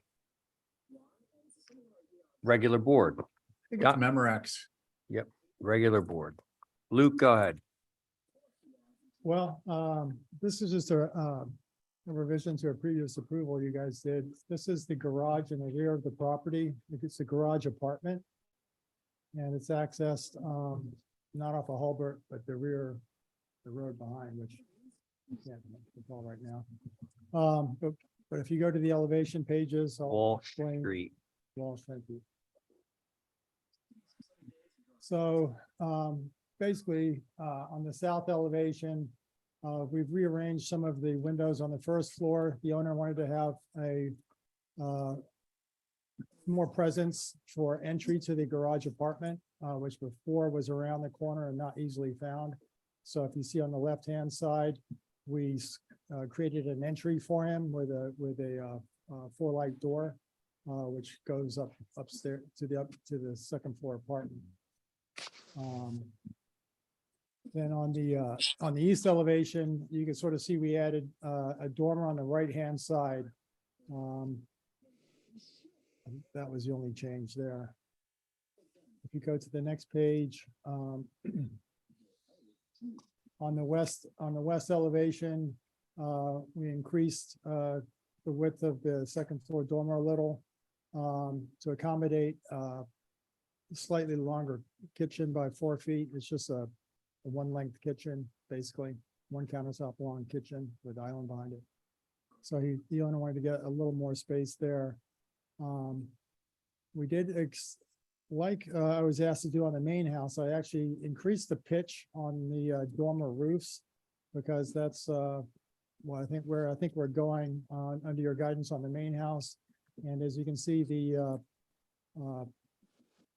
everything about this house, the vernacular of this house responds to the main house. We did add a door on the north elevation below the second floor deck and an additional window out to the second floor deck from that bedroom. And you can see that the dormer on the left-hand side imitates what we already had approved on the south side before. That's it. Thank you. Okay, Luke, thanks. Holly, Thank you, Mr. Chair. So yes, this garage apartment complements the historic dwelling at 60 Hulbert Ave. I have no concerns with the proposed fenestration changes as noted on the plans. My only concern would be with the second floor increase in the dormer size. I think that the previous approval was actually more appropriate. Other than that, no other concerns, Mr. Chair. Thank you. thanks, Holly. I just, by way of clarification. Luke, it looks to me like the dormer size hasn't changed other than the pitch of the roof. Is that correct, or has it actually gotten larger? No, they got a little bit larger. I think Like about how 3 much feet. larger? I I can't think- really I think tell. It was about 3 feet larger. Really? Okay. Yeah. Okay. Yeah, I mean, and another idea to help with that dormer, if it pleases the board, would be to add another window. We could do that. All right, Luke, thanks. But Mickey, We had no concerns. no concerns. Okay. If no one else wants to speak, I'm going to send this over to the board, and the board is the regular board. Who wants to go? Yes, Val, please go. I agree with everything that's been said. I don't really have a concern, except when I'm looking at, for instance, the east, where the dormers come up so high, they're almost at the peak of that secondary mass. It just seems like they overwhelm part of the roof. So that's all I have to say. Okay. Thank I'll you. go. Diane, I'll- go ahead. Cause I want to know what the height of that garage and stuff is. The building? Yes, Okay, well, the building was approved. These are revisions to the building, but 24 feet high, apparently. okay, no, I think it's okay. It has that, let's see, south, east. And I guess it's the west that had, looks like a new, right there. Yeah, the proposed west. Is that a deck underneath that, the dormer with the two windows? That's an entry area. Is that yeah. a deck or a roof? Well, it's a porch. There's a porch to the right there, to the right of the single window that's centered. It's an entry Okay. porch area with a column. Okay, I couldn't tell from these drawings, but they're small. So, okay, I'm all set. I think it'll fit in the area.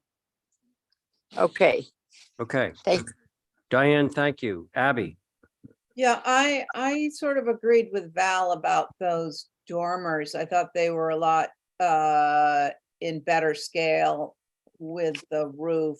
But I really don't have a problem with any of the revisions. Thank you. okay, Abby, thanks. Stephen, I think it's you. Thanks, Mr. Chair. So, Luke, I'll just broadcast for future reference. The north, if that deck were pulled back 9 inches, you'd get 3 more inches of roof plane visible. I'm not going to push on that given its distance from the street. And likewise, the dormers, I appreciate the roof pitch change. It's beneficial, but bringing them down would be beneficial from the ridge, bringing them down from the ridge. But again, given the distance, what's the other cross street that's parallel to Hulbert and Walsh? Or perpendicular? I don't recall what it is, but the distance to that is the visibility of that, it's going to be negligible at best. So again, future forward-looking comments, otherwise no concerns. All right, Stephen, thanks. So look, the dormer, I would rather have the pitch agree with the main house than for it to be sort of the odd man out, just so we could get it down off the ridge. And by the way, at least the drawings I'm looking at, the dormer ridges do not touch the main ridge. They're shy of it by probably 9 inches, I would say. So I'm not concerned. Does somebody want to move this? Motion to approve is submitted. There's Stephen's motion. On Stephen's motion, Val, Aye. Abby, Sorry, aye. thank you. Diane, aye. very good. Stephen, All right. and I'm in favor. There you go. Thank you. Luke, oh, you got 2 more. Okay, 51 Wee Weeder. Same board, I guess.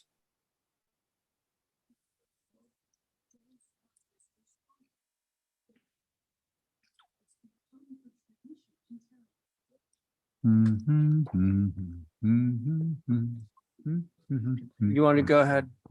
Luke, tell us a little bit about the garage demo. Okay. This is a tiny little garage. I don't have a date on when it was built, but the main house was built in 1960, so I'm guessing the seventies, eighties, maybe Holly knows. But it's just a little one-story, frame garage with a little laundry area in the back. That's it. Okay, thanks. Holly, can you shed any light on this? I wasn't able to find, Mr. Chair, a date on, with anything on this, except for the main house being approximately 1960. With that said, I would agree with, without further information, would agree with Luke on, it's probably around that or a little bit, more contemporary than that. So obviously would want to have it from a sustainability perspective, hopefully rather have it moved than demolished, even though it's probably non-contributing. So those are my Okay. comments, Mr. Chair. Thank you. Holly, thank you. Board members. I have no concerns. Okay. Next. Me either. All right, Diane's in. Same. Abby's in and All with right, we can move it. Yeah. Motion approved is submitted. Okay, Stevens made a motion to approve as submitted. On that motion, Val, Aye. Diane, Aye. Abby, I, Stephen, Aye. Ray, I. There you go. There's that one. And now how about the main house?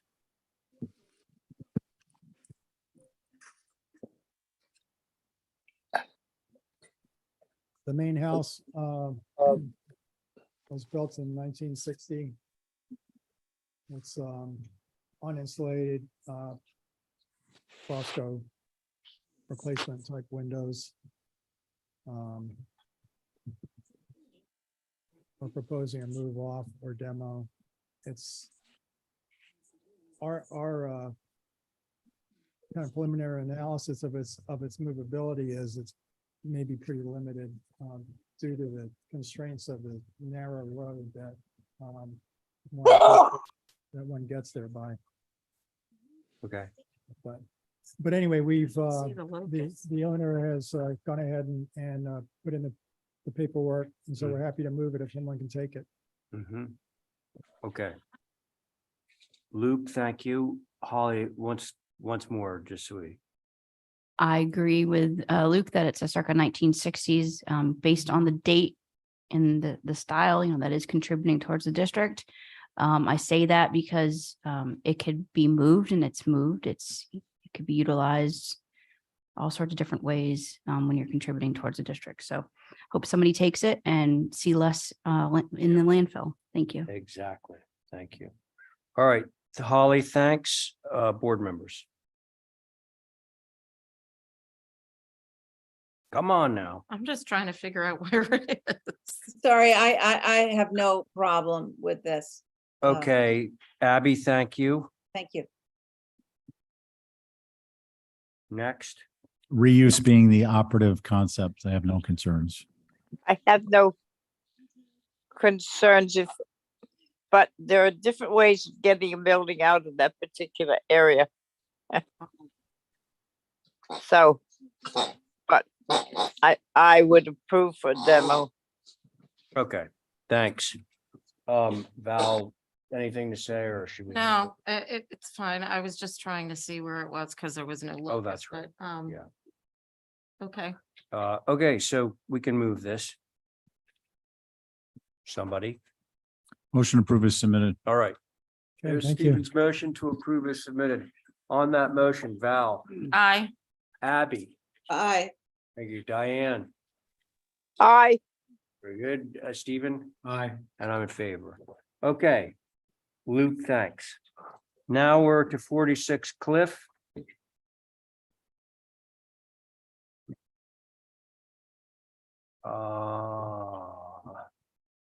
Hello. What's up, HDC? So we're gonna give you the regular board on this one, and maybe one of us will sit off. Let some of the other guys Yeah, I'm gonna do that. participate. I will too at a certain point. Go ahead. 46 Cliff Road. Our client is Fred Bowling. This is a solar array black roof. We've located the majority of the solar on the rear of the structure outside the visibility. So there are a number of dormers in the back of the structure. So that's why it's broken up so much, but it's really, you're not going to see any of the stuff in the back side. It's a black roof. There's a chance you might see some of it on the, if you're leaving something natural going down Cliff Road. And if you look at the, let's see, the northeast elevation, there's a chance you might see some of that. If you look at the pictures, it kind of shows you best. On that photo A, you can see there is a telephone pole there, and there's a dormer up top that you would see some solar potentially. So the homeowner is changing the roof. It's just an old beat up gray 3-tab. The roof needs to be changed, and they're putting on black shingles. So just looking for your approval. Okay.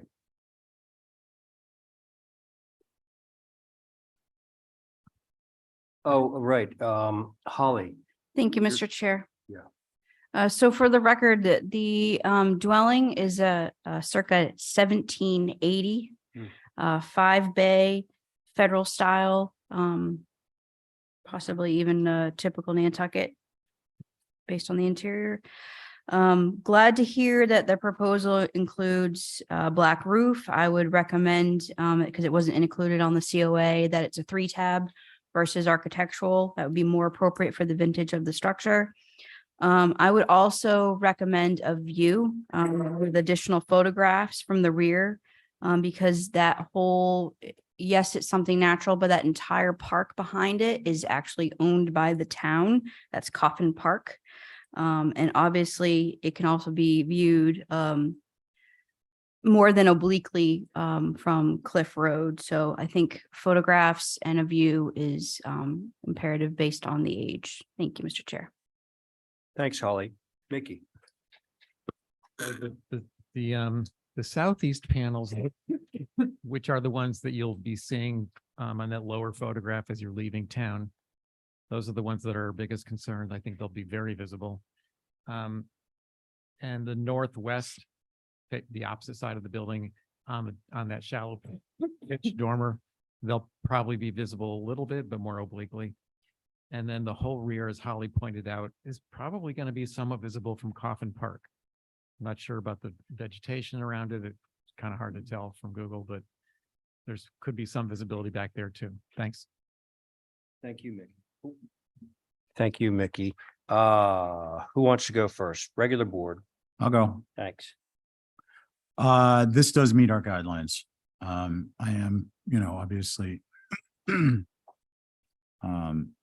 sympathetic to the concerns about viewability. For me, primarily, it's the southeast elevation. And in large part because the secondary mass is so not subordinate to the primary mass that it reads more like a primary mass, and that kind of straddles our guideline. But without rehashing our guidelines, those are my comments. Thanks, Mr. Chair. Thank you, Stephen. Who's next? Oh, Thanks. I agree with Steve. The southeast is the biggest concern. And what I was struggling with is the little footprint doesn't have any of the roof planes. So I was trying to figure out where those 4 little ones were. It turns out they're on the inside, but if somebody could just draw some lines in there and. I could bring a photo of from the Widow's Walk next time, Val, if that would be helpful. You know what I mean? Cause it's just. No, I know. Yeah. It's just a lot of different roof planes. I know. Tricky to draw. That's the concern I had. And you said it's gonna be a black roof? Okay. I'll go. Hang on 1 second. A little bit of a snafu. Is this Lisa's project? The title block says Botticelli. Oh, no, I'm sorry. Never mind. I was looking ahead to the next application down. It'd be cool if it was. you know? Continue, sorry. Boy, you could Well, get papers. sometimes it actually happens because Lisa has these projects going on and they'll say, well, it's your office. Yeah. Sorry, very sorry. Let's see. So love her help. you were, Diane, go ahead. I don't, I have a question whether it follows our solar panel thing. I think I appreciate the roof being black, but looking up from Coffin Park and onward to the sort of the Lily Pond area, it's all public land. And I think you get a direct view from down in Coffin Park. I think you get a direct view from 50 something natural. I think it's too many, and they're spread out so that you can see them practically anywhere you go. So I would like to see perhaps more specific actual thing than that. To see a 3D drawing with them on, I think it's important because it's on a big house and it covers a lot of area and it covers a lot of viewing. So that's what I say right now. Okay, Diane, thanks. Abby. Yeah, so sorry I didn't go first because this is on my dog route. And I think I could get Diane to let it go. So I travel both up and down Cliff Road, and then behind the house. You can go behind the house, but it doesn't go anywhere. So it's sort of, and it's hugely vegetated. And it's sort of high up. It's a sort of a tall building. And I think from the something natural side, it's going to be very hardly visible. So I think with the new black and I think it's going to be fine. So sorry I didn't go first. Yeah. Okay, thank you. Abby, thanks. You must have a very healthy dog, given the length of your dog route and all you see. I thought Abby lived in Wisconsin. She does. She walked all the way into town via Alter Rock and back. Okay, so I think we can move this. Can I, Yeah. there's one thing, I mean, the southeast is a concern. I'm looking at the images and obviously from the southeast, the utilitarian distraction is really the telephone pole with multiple lines. But Tobias, no reason you can't move these down the roof plane and further to the left, correct? The panels I have on there really, there's no other way to fit anything else. No. Listen, move them down and to the left. Same roof panel, same number of solar panels. So basically what you're doing is you're limiting the differentiation of the roof plane and the solar panels on that limited view from the southeast. So you're basically just sliding them. Can we go to the southeast? Yeah, so is the top right. can you bring it down a little bit? You can also see it on the southwest, the So side. down and over, so you're eliminating as much as this and this is Mhm. possible, because this, I think this is all gonna get lost Yeah, in the angle of view. I hear what you're saying, Stephen. So that would be the only potential modification. And then I just want to clarify, not to be pointed, but to be clear. Our guidelines don't prevent or require that solar panels aren't viewable from a public way. It's that they're not viewable ideally from a public way on the front of the primary structure. So I just want to clarify that. Yeah. Thank you, Mr. Chair. So Tobias, are you okay with Stephen's suggestion? I'm fine with Stephen's Okay, suggestion. good. And I understand what he means. Stephen, do you want to put that in the form of a motion? Yes, so motion to approve per exhibit A. Great. And we all understand that Exhibit A will show the solar panels on the southeast roof plane moving down into the left, lower left-hand corner.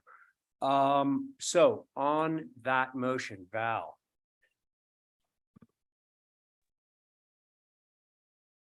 Sorry, I wasn't. We're just moving some panels around, if that's what you mean. I just didn't understand what that was accomplishing, but that's. Limiting the differentiation of the roof Yeah, and the kinda making it solar blend panels in a from little that southeast view. It's kind of covering up the roof better. Do you want me to come back to you? No, it's okay.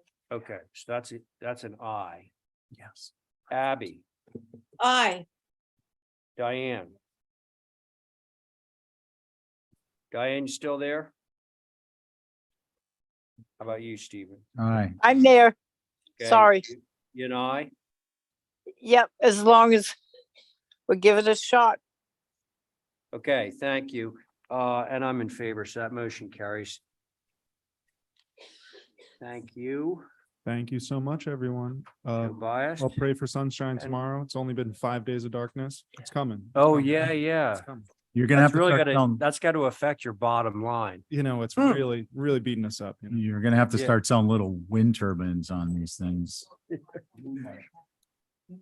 Propeller hats. How about if you take the solar energy generated from the panels and have like a huge light over the solar panel? that So can you could fuel it? power, We're now at 13 Maxi Pond, Topham Design. Yes, Joseph, sir. are you online there? Yes, sir. Okay, very good. So we're gonna do another regular board for now. I'll sit off. Oh, okay, so Diane's off, which means, where are we in the rotation, folks? Joe, I haven't heard from you in a while. Okay, Jan?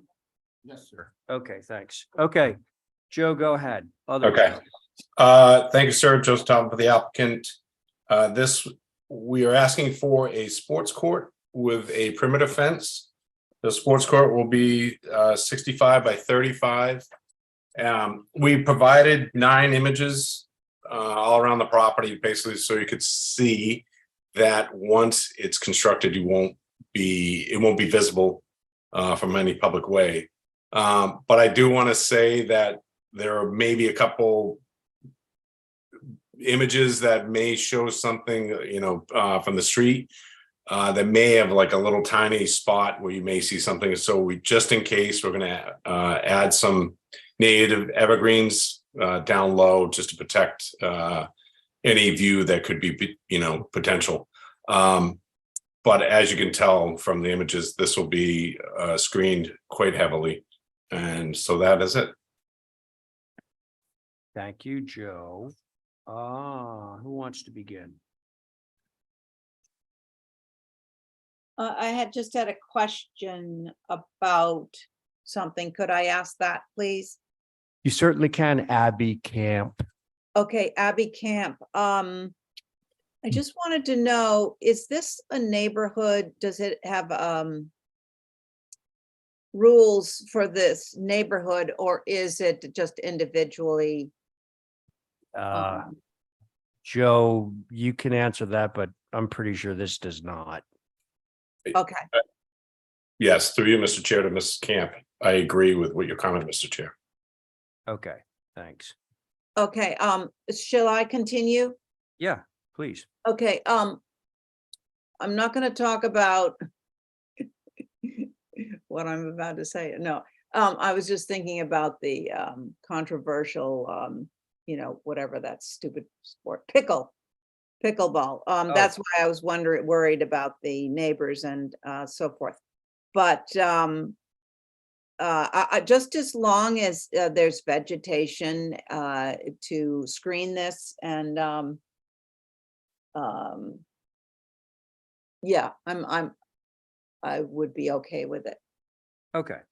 Abby, thank you. Who's next? I'll go. Thanks, Joe.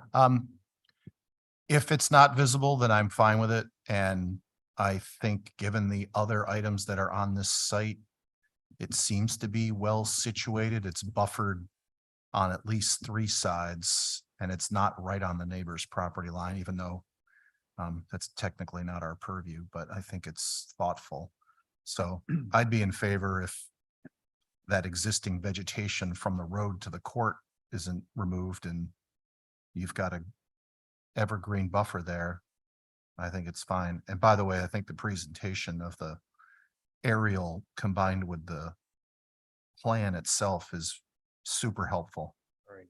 Great. Okay, Joe, thank you. Who's next? I'll go. All right. I agree with Joe. Only add, I think the proposed hot pink surface material is sufficiently screened that it's not going to make a difference. All right, thanks, Stephen. Val? Val Oliver? What? It's your I'm okay turn. with it. Oh, It's your turn to speak. I have nothing more to say. Okay, so it sounds like we have liftoff. Can I have a motion from somebody? Motion to approve is submitted. Okay, Stevens made a motion to approve as submitted. On that motion, Val Oliver, Hi. Abby Camp, So, and it's got the proviso, right? Into perpetuity? Absolutely. Yeah, screened, Good with that? Okay, so we're adding the proviso, no visibility at time of inspection. And thereafter in perpetuity. So Val, you still good on that? yes, All right. Right on. Okay, great. Abby, you're in. yes. Thank you, Joe, Yes. Stephen, Aye. and I am too. All right, Joe, thank you. Thank you. Good night, everyone. Good night. Pippin's Way. 20 Pippin's Way. Why don't I step off for a while, Mr. Chair? It's Abby again, so. And me Someone too. was stepping off and now all of a sudden there's a mutiny. Oh, Wait, I'm- you I'm can't all off. step off at once, Val. Val, Oh. are you stepping off? No, I'm stepping off. Oh, wait, Okay. okay. Val's I'll still stay on. in, Steven's still in. I'll stay in. You want to step off this one, Mr. Chair?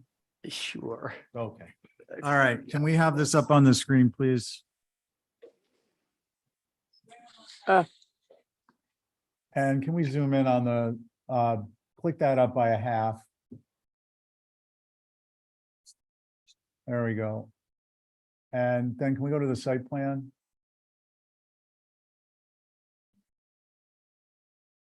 And, William, Yes, sir. would you like to comment on, let's focus on the driveway apron, please? at the Yeah, so bottom. everything else is existing there. We're just applying for a Belgian block apron. Mainly because like whenever she gets a I good think rain. that's good. Thank you. Any questions? Comments? Who's on this board? Let's establish our board. Who is sitting off? I'm on and I'm okay with it. Abby's on. I'm Bev's off. Oh, you're Diane, you're on? Diane's off. Yes, okay. Abby's on, Carrie's on. Joe's on. Connie's on. And I'm on. Abby's in favor. Is there anyone opposed? Is there a motion? Motion to approve. Thank you. All in favor? Oh, Abby on your motion? Aye. Carrie, Aye. Joe, Aye. Connie, Hi. Stephen, aye. Carries unanimously. Thank you. Back Why to you. can't they all be that easy? Thank you. Yeah. Hey, so this is the one that I was actually had mistaken. This is our project. We're doing it for a friend of mine. Terry, are you on? Maybe I should represent this because I have a feeling he probably didn't know that it was up. We submitted it for him. Terry Kelly? Well, I have his number, but I mean, in the interest of time, I don't mind doing it. Yeah, I'll do that.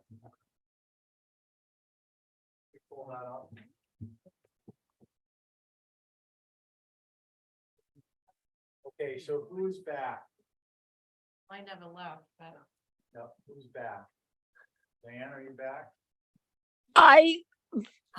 Bruce owns the land right across the street. I don't know that I should do it.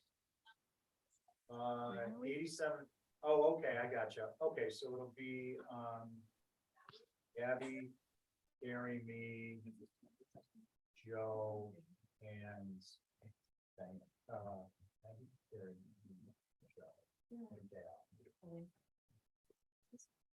Okay, Mr. Paul, your board is Abby Camp, Terry Thornwell, Joe Paul, Dale Oliver, and myself. Okay. Very good. So this is a project that, is this on? This is a project that, we did for a friend of ours. He owned the house up on, Hummock Pond Road. That's right on Hummock Pond Road. Sold that and then bought this sort of U-shaped piece of property behind it. The locust plan shows there's 3 lots between the building that they just built, and I hope there's some elevations of that building in the package. There must be.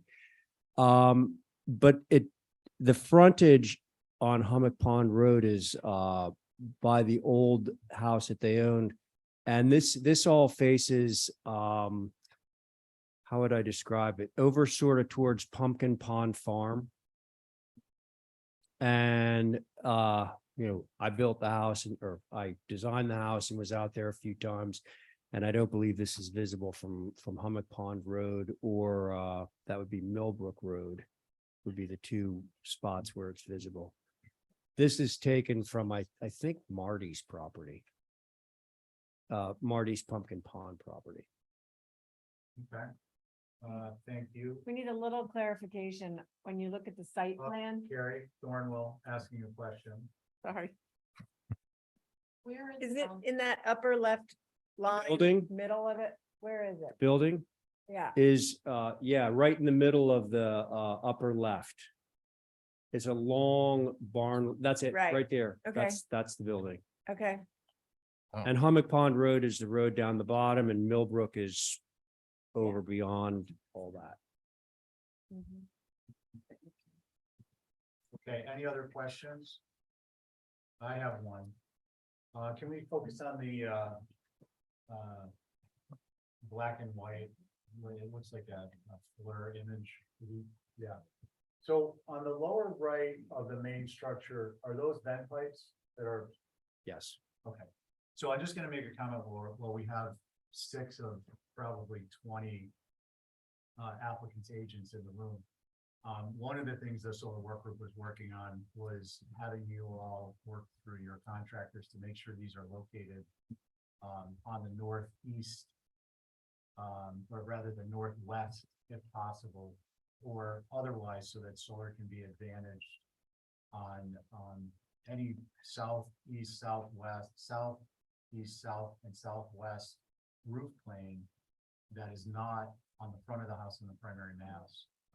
Because what it does is it breaks up the, it allows the pattern to continue and makes a quieter presentation, which makes it easier for the HTC to review and operatively approve. So I just want to mention that while we got you all here captive. Any other questions? Comments? Why don't we start with Dale? With that said, I'm looking at a picture of, I think, this side of the building and there is no pipes there. There's no what? Oh, you're right. There's no vent, so, Yeah, it does not look that way, does it? we try to avoid the sawtooth look. So if Yeah. those pipes aren't there and they don't need to be there and it can just be all the way across, that's much better. Love that idea. Okay. Gary? Yeah, and it also looks like this is not the front of the house because the drawing shows no door on this side at all. You don't see the front door or the back door or any door, but the front of the house is on the opposite side. Yeah, so I'm, Faces north. yeah, I'm okay with this. It is a wood roof. So, no, I don't think it's a wood roof. I think it's, The photo looks like it's wood, oh, maybe so. Okay. Good for him. but it's not. Okay, let's go Yeah. back and forth. Abby? Yeah, I'm not sure. I just don't know yet. Okay, Sorry. fair enough. Let's see, Dale, Abby, Carrie, Joe. Yeah, I'm fine with it due to its visibility. And I like Val's idea of infilling the 2 missing panels if that's possible. Yeah, I'm an infill guy. I would just suggest, I think it's still approvable without it, so we would give the option if there is something on site that this picture doesn't represent, that they have the options if. I'd make that motion. So, just for clarification, you can not see this from from Hummock Pond Road? I'm sorry, Abby, are you asking or making a statement? Asking. Okay, There, Abby, there's another house, at least one house between this and Hummock Pond Road that are on Hummock Pond. Okay, so so there's vegetation as well. Yeah, oh, lots of it, yeah. Yeah, okay, I'm good with it. Thank you. okay, thanks, Abby. I believe Joe has a motion. Yeah, I'd motion to approve as submitted and at the applicant's discretion, be able to infill those two missing panels if they so desire. And Joe, on your motion. aye. Abby, Aye. Gary, Aye. Dale. Aye. And I'm an aye, carries unanimously. Thank you. Thanks, everyone. I'll talk to Terry about those.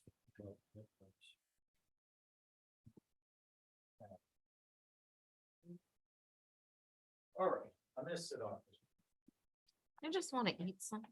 Oh, yeah, Val, go. We got three alternates. Go ahead. I'm gonna sit off this one too, though. Okay, now we can still pull this off. Diane, if Diane's here. Oh, That's a okay. line. So. Okay. We have our applicant. Let's make sure of that before I identify the board. Do we have an Yeah. applicant? Friend of mine, so I don't.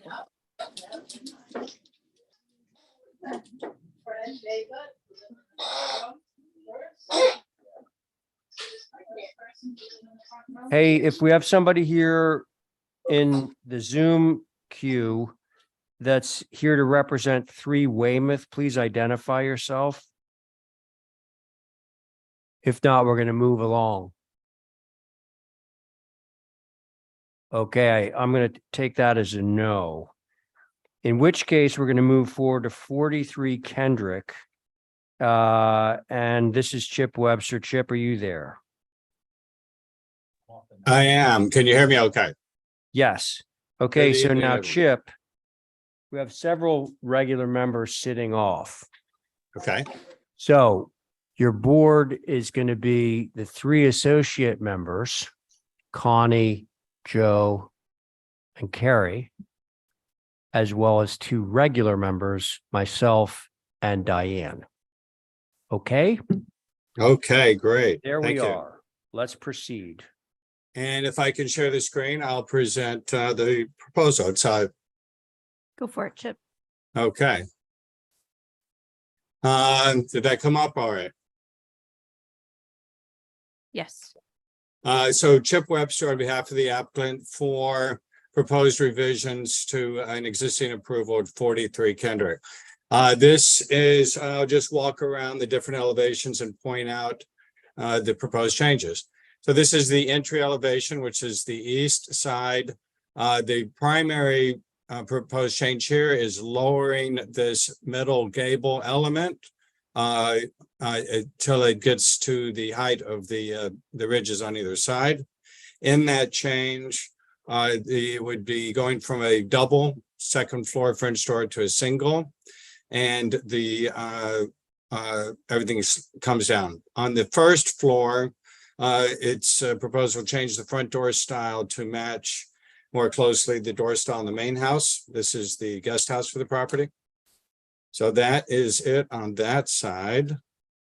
As we come around to the north elevation, I'm going from left to right. You can see the 4 windows in that element that I was just describing on the side. We're looking to change to 4 smaller 4-light windows, partially because the roof is coming down, but also partially because that's where the staircase is on the inside, and this works much better for the layout of the stair. There's a proposed shift of the window that's beneath that porch, and then a proposed removal of a couple of 2 of the windows on that extension, and as well as a slight massing change on that dormer to extend it over to the gable.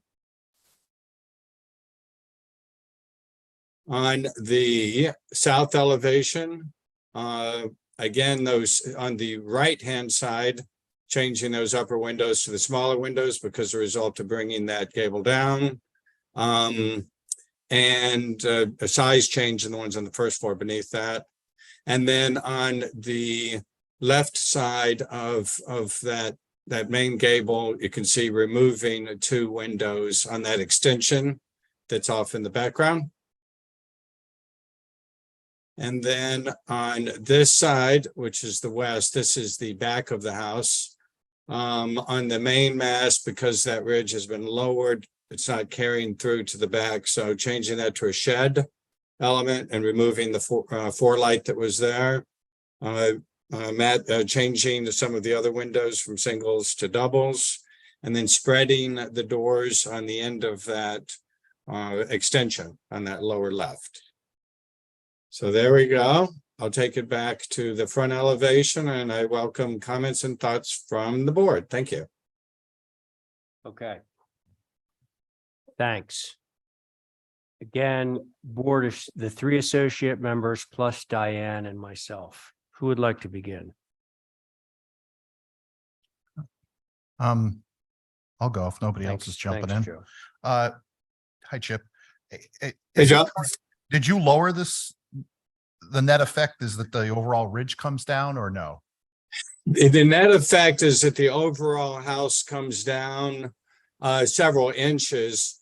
It does, as you can see, there's, if you look at the porch on the first floor, when we brought down the overall house, we actually brought it up a little at the porch. So the result of, so that the porch is more of a standard porch height in that front, but the net result of those is a lowering of the overall house.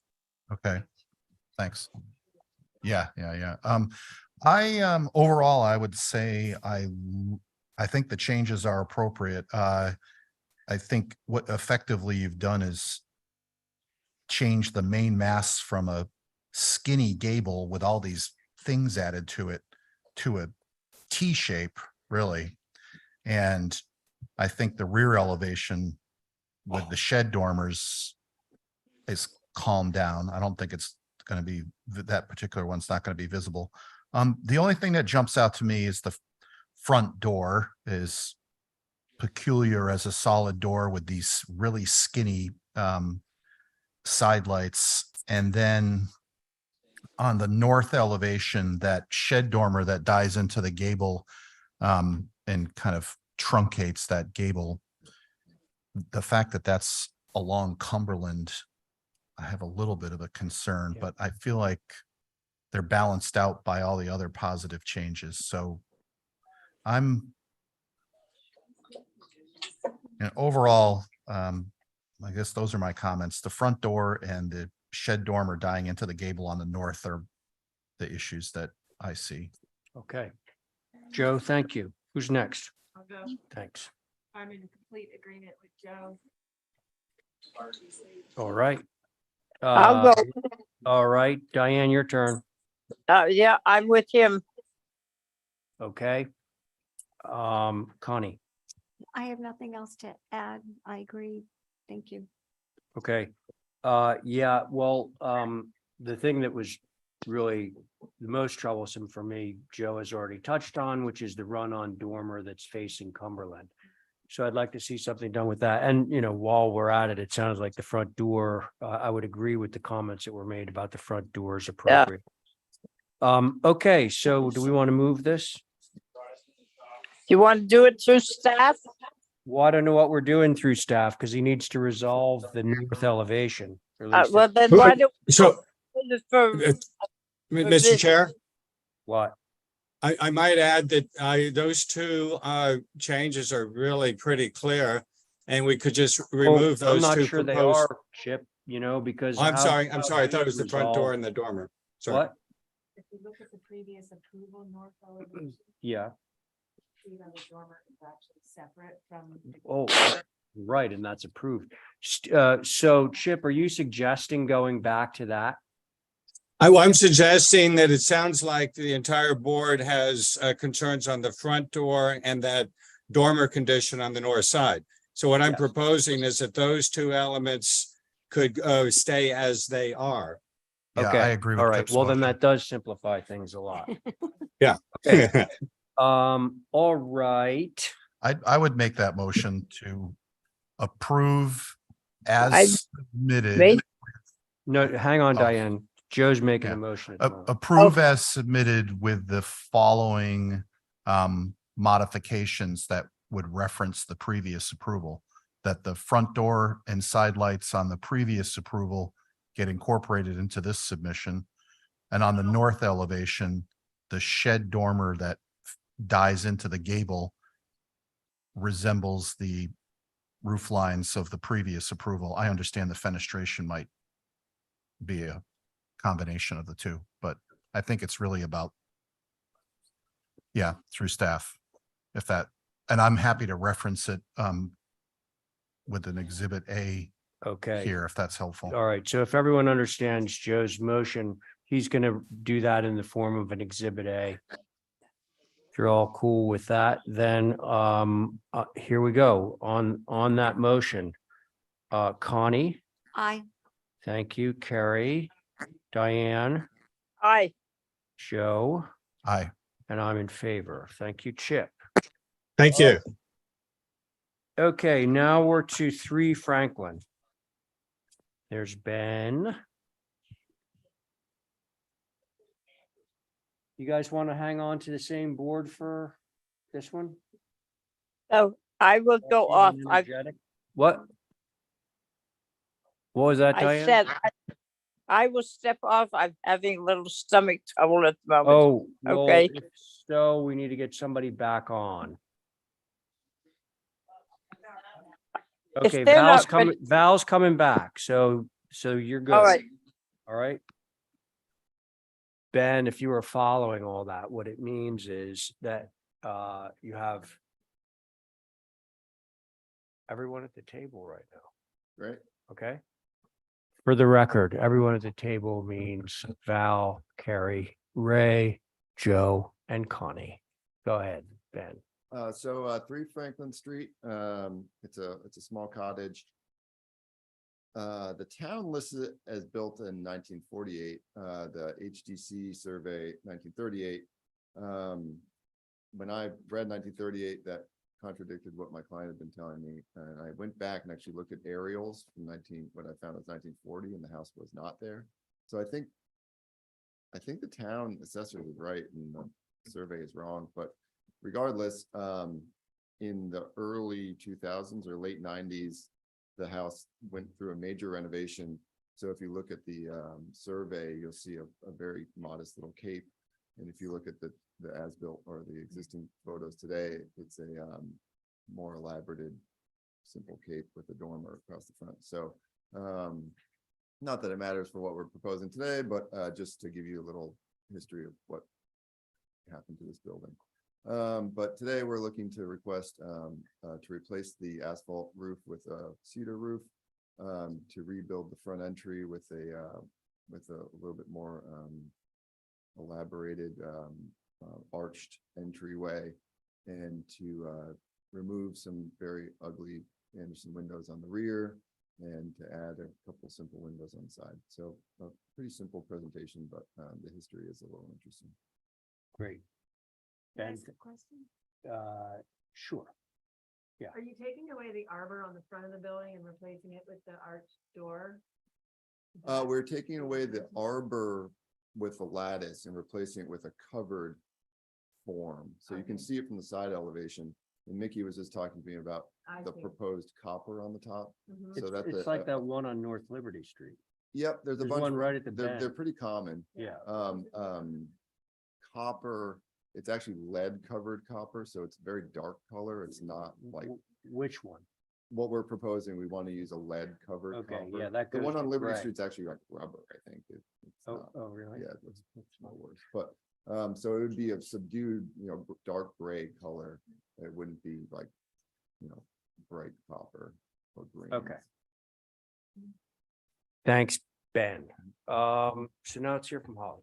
Thank you, Mr. Chair. So yes, there is an HDC survey on file. It says it's circa 1938. The Witkoff, I guess how you say that. And I will, for the record, it's very helpful for the information that you provided, Ben, because when we do our updated survey work, taking into consideration what the tax assessors has, which they have a notation on their website that specifically says, don't use these as dates. And I try to remind people, don't use these as dates. And I think Linda will probably agree with me too. Well, I And not- disagree with you because I think their date is correct. But again, that will be taken into consideration because typically the dates that we have in the NHL update that was done in 2012 is reflective of what the tax assessors has. They kind of go hand in hand. But again, that's why it's been it's looked at when our survey effort, and thanks to our updated survey plan, that's actually been taken into consideration. So we're got about a 10-year difference. Regardless, it is a contributing structure towards the local and national district. Appreciate the roof change from asphalt to cedar. I think that's very appropriate. The fenestration changes are consistent with the approximately 75 to 85-year-old dwelling. One thing I didn't see in the application though was a door or window schedule of the details of the fenestration. And I apologize if I missed that, but I didn't see it on the scanned version. I do have concerns with the new front stoop with the addition of the coffer roof. It would be helpful for those of us that are not that keen on examples of it within the historic district to have some photographs of that. And then I thought, well, maybe even because understanding we have an existing type of architectural feature here right now, we're obviously wanting to incorporate the stoop, make it larger. Maybe a 3D rendering would also help with discerning its appropriateness. So those are my comments, Mr. Chair. Thank you. Holly, thank you. Mickey? We have no concerns, assuming it's lead coated copper rather than fully exposed copper colored copper. So you prefer lead coated? Prefer lead coated, yes. Okay, Thanks. thank you, Mickey. Board members, you're all sitting at the table. Go. No concerns. I'm impressed by the adaptation of that little thing into something different but more useful. That's it. All right. Yeah, I echo what Carrie said. I reviewed this for consent and didn't put it on it because I figured everybody would want to weigh in, but I think it's, you've taken something flimsy and made it an attractive character defining part of the building. I like it. I think it's Okay. appropriate. Great. I would motion to approve as. submitted. Let's, Oh, Connie, sorry. anything? No concerns, thank you. All right, so now I can have my motion. I would motion to approve as submitted. There we go. Hey, we got everyone at the table. All those in favor say aye. Okay. There we go. Thanks, Ben. All right, now we're to 2 Gold Star, assuming we Oh, have let's check- rep. Yes, yeah. Anybody? We gotta pay attention if somebody's on here, because Well, this would be Mark Lamp Poor, Bank presumably. twice and they didn't get recognized. Who? her hand, but then What, wait, who? Bessie. Yeah, her hand was there and then I went to go, it was gone. For which application? That was long ago. Oh, okay. But is Mark Poor on? If she zooms off, I don't see him here.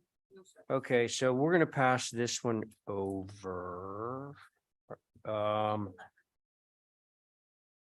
right, we're gonna pass this over. Oh, Chip, we're back to you. You're still there, obviously. I am. I'm right here. Okay, so let's see here. Stephen is back. Diane's out. Abby, what's Abby's status? Still out? Still out. Okay, so we have Val, Stephen, myself. Diane and Abby are both out. Yeah, so we're gonna need two members. Carrie, Connie. Okay. All right. Chip, go. Right, can I share the screen, please? Looks like I can. All right, dig it. All right, did this come up okay? All right, for our AI transcribers, Chip Webster on behalf of the applicant for a proposed revision at 34 Easton. There are 2 items that we are looking at. One of them is the removal of a side second floor deck where this cloud is here. You can see it in the existing approval. You might recall that recently we came to the board and got approval for putting this deck on the front. That's why we feel we no longer need that one on the side. This is a much better one, and that's what we're proposing to remove that. Moving down, the other thing that we're looking at here is a more detailed version of the chimneys. There are two chimneys. You can see in the existing approval, they were very skinny and tall. We've shortened them and gave them more appropriate proportioning and added some corbelling to those. Here you can see where that little side second floor deck was cut in. But with removing that, we're proposing sliding in the two windows that flanked it before to kind of close down that space. Here's a side view of that chimney. And then this is from the water, the two chimneys in the previous, in the existing approval and our proposal here, a little shorter and with corbelling. That's it. So the two items are the chimney detailing and the proposed removal of that side second floor deck. Thank you. I turn over to the board for comments. All right, okay, Holly. Thank you, Mr. Chair. So again, for the record, this is an infill within the Brant Point neighborhood. Revisions to a previous approval in 2021. My only concern with this revisions, I'm fine with the removal of the deck and revised windows, is the chimney width. And I was Chimney width? the chimney, yes, the chimney width. It seems a little wide. And I was just curious on what the overall change from the previous approval to the proposed is. And those are my comments, Mr. Chair. Thank you. Okay, that's interesting. Do you want me to answer that or? What? Through you, Mr. Chair, I was wondering if you want me to answer Holly's question. Well, it would appear that the chimneys have gotten wider. That is correct. They were approximately So, two. yes, how wide are they? So they were approximately 2 feet before, and we're proposing bringing them up to 3 feet 4 inches, which is a brick module. Right. Okay. Yeah. Thank you, Mickey. We have no concerns, but agree with Holly about the chimney width. It seems like it could be narrower. Thanks. Okay. Well, Chip, it sounds like that's going to be your main issue, if it's an issue at all. Are these as narrow as they can be? They, no, I mean, I think at the 3'4", that's, to me, that seems right. Also, and let me just, with the, show you in scale at the house. Okay, well, listen, those were advisory comments. Let's see what the board members have to say. So, Val? I really don't have any concerns with the changes, and he just said what we were thinking. The house is big.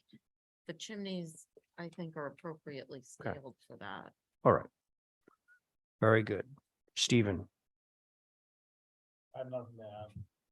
Okay. Let's see, was it Connie and Carrie? Yep, It was. ditto. Connie? Double ditto. Okay, Connie's in. It sounds like you have liftoff on this one. Can I have a motion? Motion to approve is submitted. That's Val's motion, and let's see, everyone's at the table. So that's Val's motion. All those in favor say aye. Aye. Any opposed? Very good. Okay, 36 Cliff Road. Yes, I'm here. Did someone say Nantucket? Yes, I'm here. I'm here. Hi. I thought I heard somebody say Nantucket, I swear. That's how bad my hearing is. So is this Carol Allfather? Yes. Okay, very good. Carol, let's see, are we still just it's not everyone at the table, but we're gonna rotate. So let's do Joe and Connie now. Carry off. Oh, Okay, so I want to make sure, just for whoever's has to sort through this to do the minutes. Connie, Joe, Stephen, Ray, Val. Okay, Carol, it's your turn. What would you like to do? Great. We are at 36 Cliff Road, and we are looking to add a double hung window on the northwest sort of corner of the building. The window, it's really simple. The window would match the adjacent windows. It would be a true divided light, 6/6 double hung window, all wood, putty glazed, and then a storm and screen system on the outside, which will match all the other windows. Yeah, that's that simple. Okay, thank you. Holly. Thank you, Mr. Chair. So, I guess my main comment on this would be, there was no historic information with this application, either in the application or on the COA. This is a circa 1835 Greek revival, and everything that's being proposed is sensitive, and I have no concerns on it of its appropriateness. Okay, thank you. Mickey, No concerns. no concerns. All right, folks. I'll go. Yes, It's that simple. it's that simple. I agree with Carol. All right. That's right. To quote Carol. Oh, Stephen Thank Wells, you. by the way. Who's I'm next? trying to streamline here. Joe? Sure. I have no concerns. The only point I would like to make, well, I love the Photoshop or however you did this. But Yeah. looking at that, I just want to, I believe this is intentional. The center window that's under the gable, which is larger, the window to the right appears to be narrower, and you're matching that. It also appears to be slightly lower, the head casing. And it looks like that that's been recognized. I just want to make that point that it doesn't end up being the height of the middle window, Mhm. but that it matches the one to the right of the existing one, the center one, if that makes sense. Mhm. I mean, as rendered. Yeah, because the Yes. single line show, Yeah. as rendered. Yes, yeah. that is correct. So that's center window, or the window right now that's centered on the Right. top of the roof, is larger than the window to the right of it. And we're looking to sort of like symmetrically match the smaller of the two windows with the lower head condition. That is Yeah, Joe's okay. point. Yep, okay. Okay, so he's in. Connie, I'm in. you're Thank in, you. and let's see, Val. yep. And the Everybody diagram in. before the Photoshop shows that. Oh, yeah, it exactly. says align. I see, Okay. yes. All right. Uh, Mr. Chair, yes, sir. I think Yes. Carol, I don't know what she does for a profession, but she could certainly find a home here in Nantucket. You're and I'm hired. Going to motion to approve as submitted. Okay, very good. We're all at the, we're all at the table. So Stephen's motion, all those in favor say aye. I, Aye. Any opposed? All right, that motion carries. Thank you, Carol. Thank you so much. Yeah, good night. 4 Bloom Street. Do we have somebody to rep this one? Carol set the bar pretty high. I Jennifer know, may that have was- skedaddled for the Yes, yeah. evening. Just teasing if you're okay. She's here, okay. Oh, I- Okay, you gotta step away.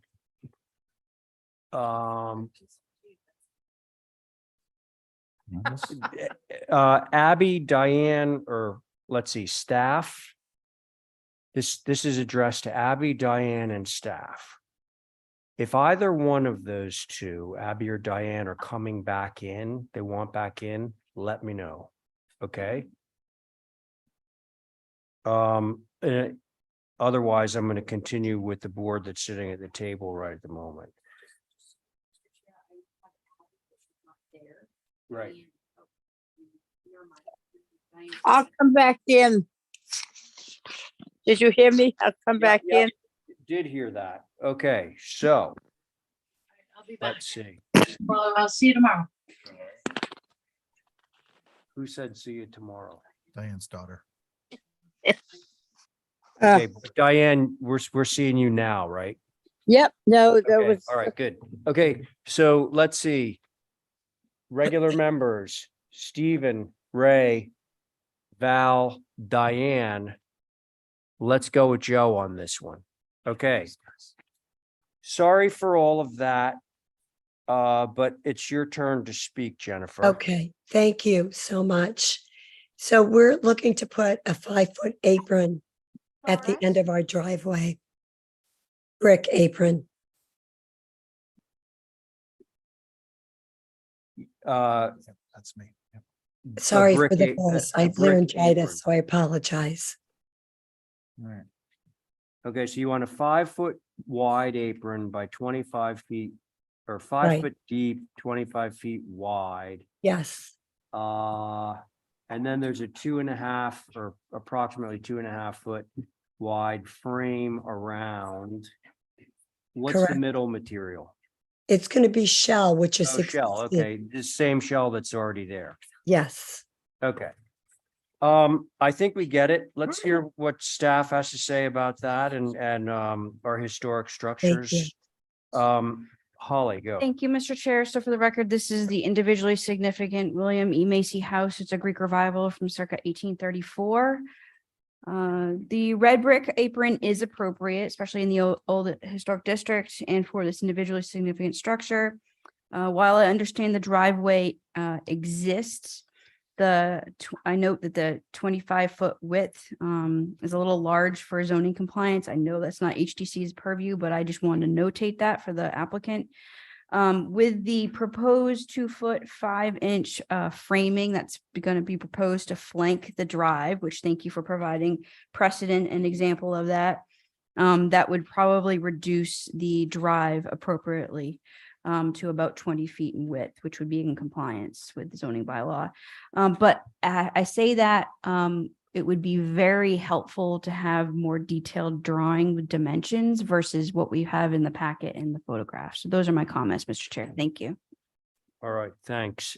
Mickey. So the framing around the driveway seems to be a little bit over the top for this location. I think that it would be better off just having the apron in the front without the framing around it. In terms of the apron, it looks like it's proposed on the drawing that the bricks would be laid flat, parallel to the road. What we're realizing is that the traditional way to lay those bricks is to actually put them on end, not vertically, but on their sides, I should say, so that the narrow end of the brick is exposed rather than the flat side of the brick is exposed. Soldier course. Like a soldier, but on the flat, not vertical. So that would be our recommendation. Thank you. Got it. Okay. Board members. I have a clarification question on this go. brick patterning. So the inspiration image shows referring to the apron, a running bond pattern, but the flat face of the brick. Are we saying that it's still a running bond pattern, but you're looking at the edge, which would make That's what sense? Mickey Yeah, suggested. okay. Yeah. So that way the bricks aren't breaking. Okay, all right. That was my clarification question. I don't know if I'm ready to make comments yet. Okay. Anybody else ready? The first inspiration picture shows the top course and the bottom course being up and down as opposed to side. Is that also going to be similar? Oh, Does that make sense? Yeah. yeah. You're talking about she's talking about that Val is talking about the photo that was taken on Vestal Street, where you basically have a border running around your running bond. Right. So that is a question for you, Jennifer. Well, that was Vestal and then the one right underneath. Hi, this is Tom Pinson's Jennifer's husband. Her voice is giving out. So this is consistent. This was simply just showing evidence of other aprons in the neighborhood that had a similar apron structure and then shell drive. There is an existing walkway of a running bond primarily with a little bit of interjected flat here that we're hoping to be consistent with that look that already exists in front of the house and is also consistent with the neighbor adjacent to us that's to the left. The neighbor is adjacent to you, not across the street. Adjacent to us, that's correct. Okay. So there's a huge, across the street is one Bloom Street, which has a, if you want, it's relatively over the top if that was a concern about our driveway. Our driveway is relatively subtle in comparison to one that's already been improved in our neighborhood. Okay, thank you. And then my other question was, do they have to be 10 feet deep aprons, or is that only on new driveways? We make our own decision, Okay, is what I would say. okay. Yeah. Yeah, that's the neighbor's driveway. So somebody want to actually speak on this one? I'll go. Thank you. Steve. So I think the apron itself needs to be a singular pattern. The soldier course is clearly, the way to go in terms of durability. We obviously have them all over town. I think it's appropriate to have the soldier course regardless of the pattern because it does create a differentiation in the materials. The perception of the material, you can have brick and a brick sidewalk, a brick apron, and the brick sidewalk continues. But there is a clear delineation in the pattern, and therefore your pattern recognition is triggered because the width is different between the materials. It's going to increase your budget a little bit more by probably about a third more brick, but it seems worthwhile and it's consistent with what's going on downtown. I agree that the frame is atypical unless it were a full 3-foot width, which would be a, kind of a walkway landing pad. And I think even then it is atypical with shell, but I don't think it would be inappropriate. Okay, so you are okay with the border? I think it needs to be another it Another needs to be 3 7 feet. inches. Yeah, I concur that because then they read as walkways with they read as brick walkways with a brick apron and the driveway reads as shell. And it's visually reduced the overall width to echo what Holly was saying. Okay. Thank you both. Val, you ready? I have nothing to add. Okay, Diane?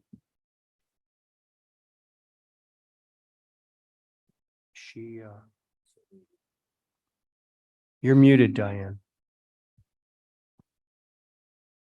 Sorry, I had somebody come and see why I'm sick, so. I thought it was wide.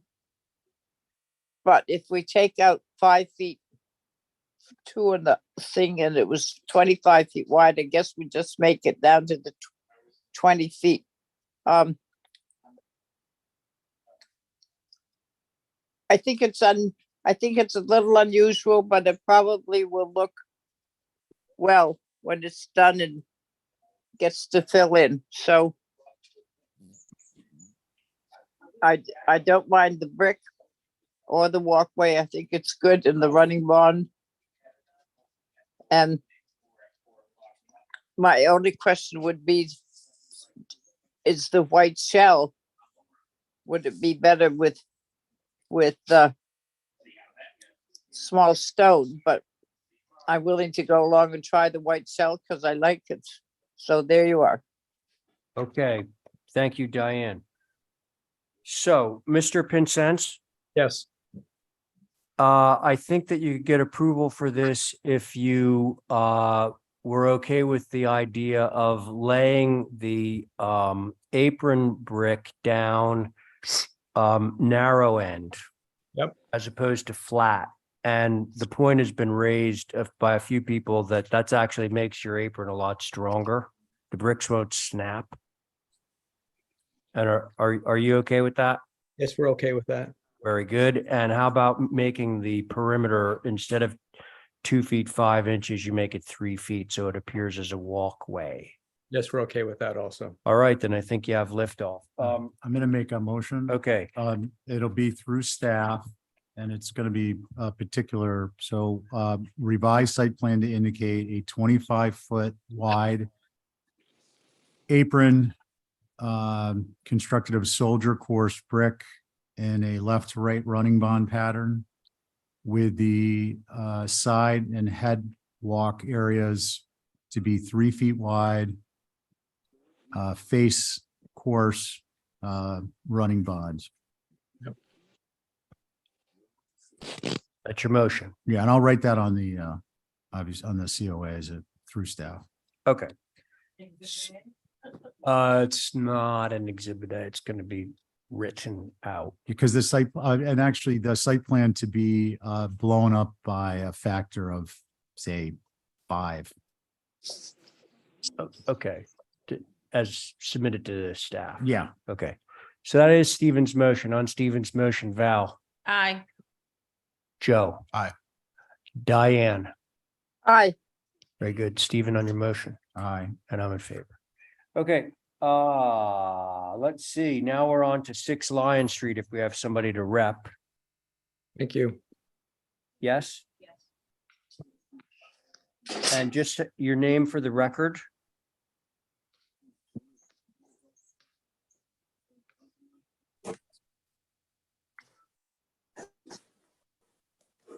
Mr. Sullivan? Is he with us? He is. And they're unmuted. Mr. Sullivan? Wonder what the issue is here. Can you hear us? Up, there you go. Okay, very good. Now we can hear you. Yes. So go ahead. no, go ahead. No, it's actually your turn to speak. Oh, okay. You have So, the floor. You have the microphone now. Thank you. Yeah, so we're replacing a staircase and deck in the rear of the house. I can see the picture up there. I think it was built in about 1980 and it was a safety issue. It was rotting. There's a picture there of rotting at the bottom on the staircase, but also the beams that were holding up the deck that it leads up to at the top door were also rotted out. So we wanted to replace the stairs and the deck. Yeah, there's the rot.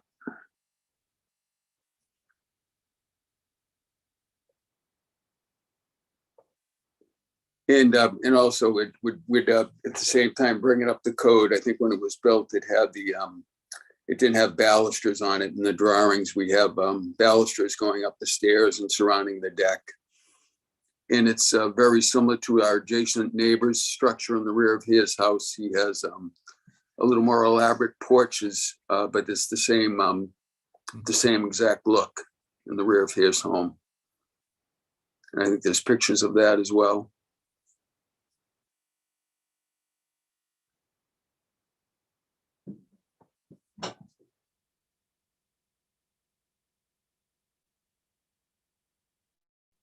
Oh, yeah. Is that it, sir? Yes. Okay. How about you, Holly? Thank you, Mr. Chair. So for the record, this dwelling, this is the rear, the dwelling is a typical Nantucket with Greek revival style elements that circa 1838. And this is an as-built condition. This was, I guess it's basically started without getting any approvals. But clearly the railing details have changed, making sense, bringing it up to compliance with code. The rear 1-story addition to the south of the rear L that this is attached onto was originally from the beginning of the 1900s to 1923. I just wanted to provide a updated or a photo from before the work was done. If you want to pass this along, this is the updated HDC survey from our survey efforts from the fish lots. And it clearly shows it's actually better than the photographs that are included in the packet. of what that condition looks like, comparing it to the proposed plans. I have no issues with that, but again, I just wanted to bring it to your attention that this was an as-built. Thank you. Holly, thank you. Mickey? Yeah, of course.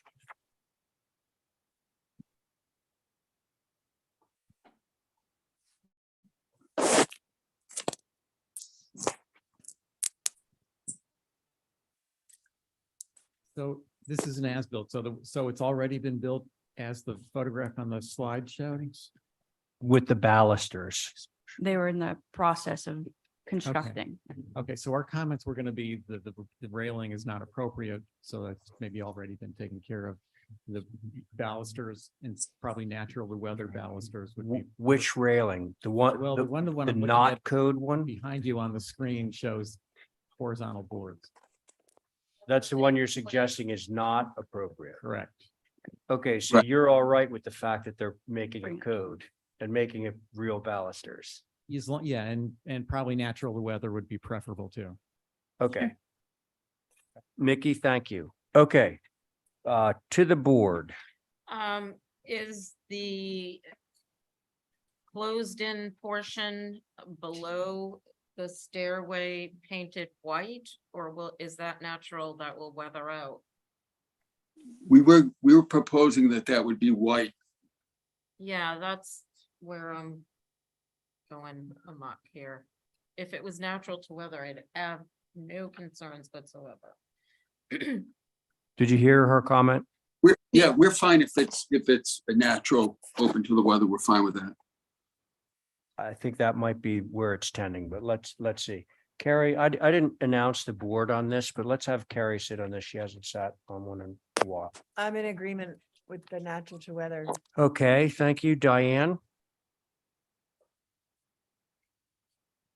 We'll return to Diane. Stephen? Natural to weather bodice and the rest is white trim, No, I thought. or natural weather everything. I think it was everything. Oh. Yeah, I'm all right with it being white trim, but I think the cladding underneath is natural to weather. Yeah. The You mean trim matches the the- fill-in stuff? Yeah, the trim matches the house, so I personally don't have an issue with it. I'll go. Look at the picture we have of where's the one with the horizontal band? Can we bring that picture up? Yeah, that's all That's white. painted white. Yeah, Well, that's okay. what I'm saying. It was- Hang on, folks. My comment is that I'm okay with white because it's replacing white. Because this was what exists. Right. Existed, that's all. Okay. I'm not Thank trying you. to convince Thank you for the clarification.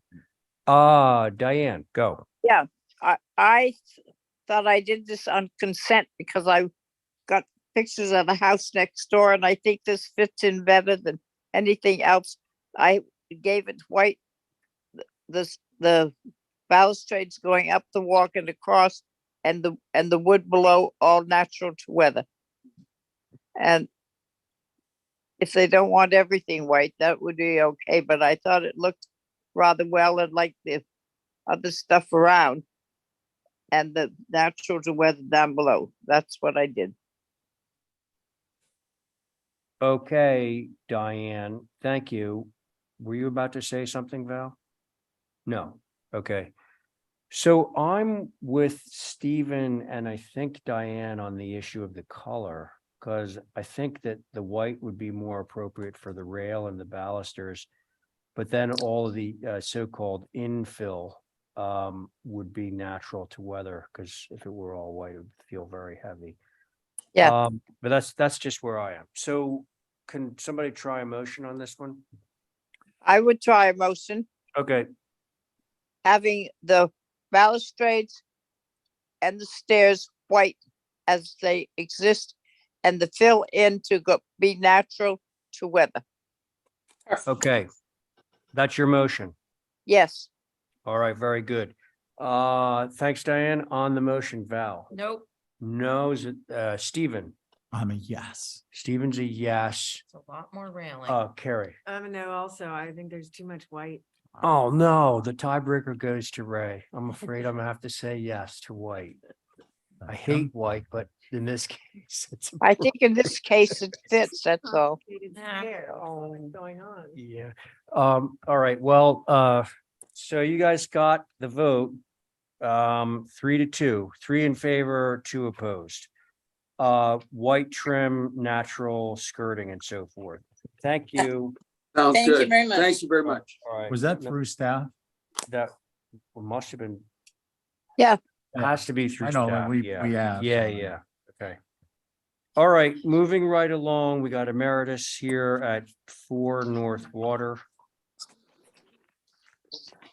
Let's see. We have Diane, we have Val.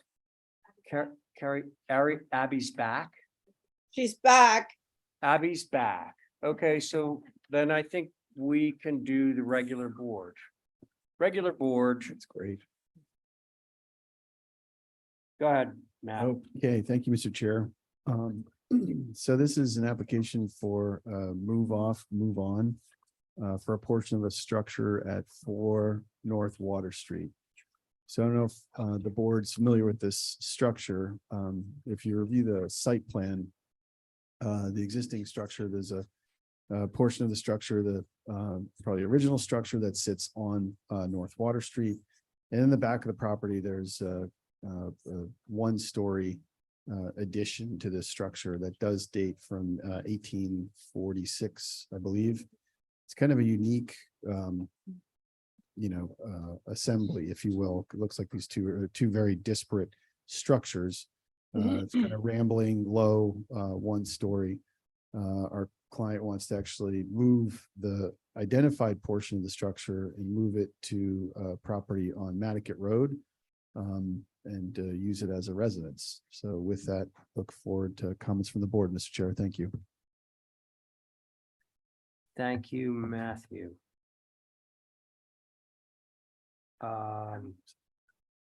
Holly. Thank you, Mr. Chair. So this is a circa 1846 individually significant Greek revival that was actually it's a a carpenter classic, I should say.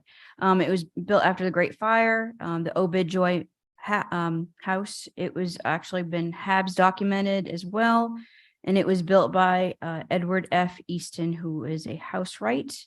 It's actually with the Habs documentation with the Library of Congress, it indicates that it's an unusual example of carpenter classic. The rear section of this individually significant structure was originally a separate shed when the house was built after the Great Fire. The rear portion was added on at some point, and the Sanborn insurance maps shows it connected as far back as 1887, the time when the Joy family owned the dwelling. And the rear section has been 2 bedrooms and a bath. And although Nantucket have been and continue moving structures within the local and national historic district, it would be a shame to remove this section that's been there for such a long time and contributes towards this individually significant structure. And like I said, I mentioned that there's some extensive history that was included with the Historic American Building Survey, which obviously we'll be able to utilize for our updating surveys. I do want to thank Matt for his office for including the Sanborn insurance maps that clearly shows this rear addition going that far back. So those are my comments, Mr. Chair. Thank you. All right, Holly. Thank you, Mickey. So these additions date back to at least 1887, and we feel that they should remain in place. Thanks. Okay. Thank you. Who wants to begin the discussion on this? I'll begin because I agree with Holly and Vicky. Okay. In other words, you're not in favor of this being taken off and moved elsewhere. Right, I am not. Okay. Short and sweet. Who's Right. next? Oops, sorry. Abby Camp. Yep. Thanks, Abby. Um, I would be okay with some of this, but so there are three, it looks like three different buildings, three sort of mashed together there. I think the final one has the least amount of historic look to it, but I mean, the others are just so unusual and just so old fashioned. Yeah, I'm on the fence about this. But that last portion with the two windows facing the very back, it's only about, looks like it's only 3 feet deep, so it looks like it was added on sort of more Abby, modern. Yes, just by way of clarifying which piece you're talking about. Sure. You know, there's really kind of three masses, more or less. Matt is hoping to remove the last two of them. Oh, But the part you're talking about coming off is only the 3 foot wide little tiny piece at the very end. yes, it's not Oh, giving, so nothing beyond the last little tiny piece. yeah, just that, just that, Oh, to okay. see that whole I little understand. I sculpt- thought you meant the whole like T-shaped piece. No, You do no, not just mean that tiny little with the I understand. shallow. I understand now. Okay, thank Right. you. Thank you. Is that it? Yes. Okay, thank you, Stephen, Val. I'll go. Yeah. I think number one, we need to get dimensions on each of the components. Number two, this isn't itself a dwelling, so a move this is just for a move or a move demo? It's a move, just a move. Just a move. We want to move it to a new location, pretty much in its entirety, where it connects with the existing building. Or you'll see in the next application, we're proposing to put some French doors, but we want to keep it intact and give it a new life for hopefully a very, very, very long time. So yeah, we intend to keep it intact. It's it's going to fit nicely, hopefully where we want it to move, but yes, it'll be intact. Okay. I personally would like to see the next application. And then I would make a decision on this one. Other than that, I think my concern would be whatever comes after it needs to really be sensitive to the historic character that's been established with this really rather diminutive series of additions on the rear of this structure. So those are my comments for now, Mr. Chair. All right, Stephen, thank you. Val. If they're gonna reuse it, and we have control over what comes. I can't hear Val. I said, I'm okay with moving it because they're keeping it in its entirety and we have control over what is probably gonna try to replace it, so. Yeah. Okay, so it's kind of a split vote here. With Stephen wanting to see the next application before he commits to a removal of this piece. Is that how I would understand this? That's okay. All right, so Matt, Strong let's tactic. we're gonna put this one aside for a moment. You're gonna show us part 2 of this whole thing. Okay? Yeah, that's great.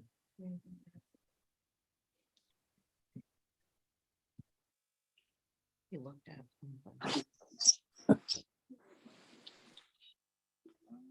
Wait for the.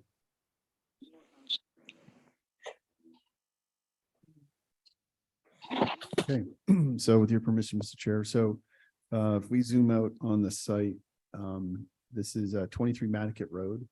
There's an existing dwelling and I guess it's a studio and a pool. It's actually a really nice structure. It's about 1.5 stories, if not less. A lot of 1-story additions off the back of the property. It's an oversized property. There is some topography. So where the structure is proposed to be located is in the lower section, the lower northwest corner. Basically the facade of the building. We analyzed the building in terms of where its existing doors and windows are, and the majority of them would stay intact. So with that, we've got some elevations showing the building in its new location. So those are the French doors on the rear elevation drawing 3, which would be facing away from the road.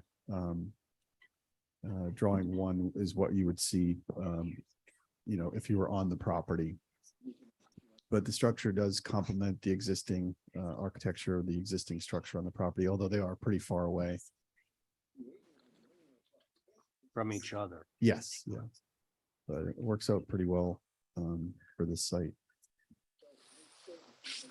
That it, Matt? That's it, Mr. Chair. Thank you. All right. Holly, you want to? Thank you, Mr. Yeah. Chair. So the existing house on this property is a circa 1950s contributing. It's actually the former residence of author Nancy Newhouse, I believe. And not that I don't appreciate saving structures. I just don't agree that that structure should be relocated to this site. If the commission does allow it, then I can opine on the proposed fenestration, although the French doors are not going to be visible from the public way. As Matt indicated, they would be on the rear. It should be consistent with kick panels due to the age of this structure. Again, this is at least from the 1880s. So those are my comments, Mr. Chair. Thank you. This piece is from the 1880s. If you look at the Sanborn maps that Matt included, yes, Okay. the section that's being proposed to be moved is dated from that. Got it. Thanks. And Mickey, you didn't want to say anything on this? Right. Okay. Stephen, since it was at your request that we open this. up. Sure. Thanks, Yeah. Mr. Chair. So Matt, it's just interesting, when you see the structure standing by itself and squared off, it actually looks like it should be up in the 200s in Nantucket because Yeah. it's like a Nantucket structure.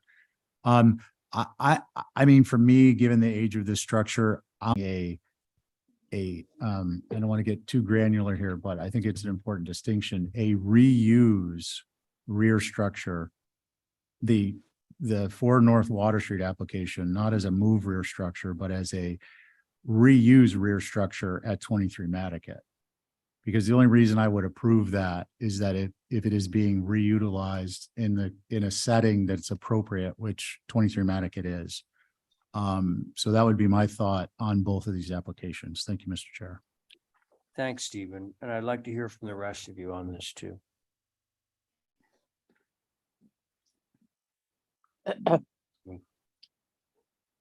Was that you, Diane? Well, I'll go. Sorry, I'm just having a problem today.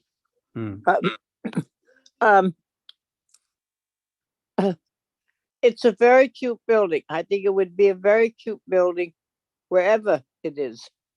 It fits into a lot of our better areas of being Nantucket. The thing that concerns me is I think it's very good with the building that is attached to.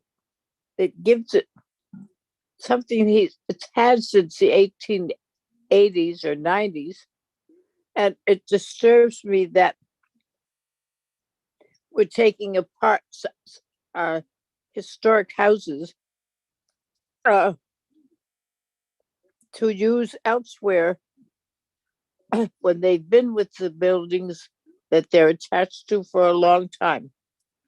And that is how I feel and have been and have shown that.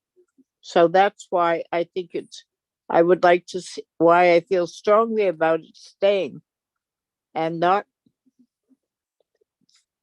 changing the view of the old historic house. So that's it. Nothing wrong with it. It's good wherever it would go, but I think it's best where it is. Thank you. Diane, thank you. Abby, are you ready? Yes. Yeah, no, my main concern is how it relates to the historic house on North Water and the main building. And, you know, it does fit nicely on 23 Nantucket, but my main concern is what's going to happen at North Water. So, Oh, you mean the future of North Water? Like what's going in its place? yes, yes, and yeah, and I mean, thank you for opening that, but it doesn't influence my decision.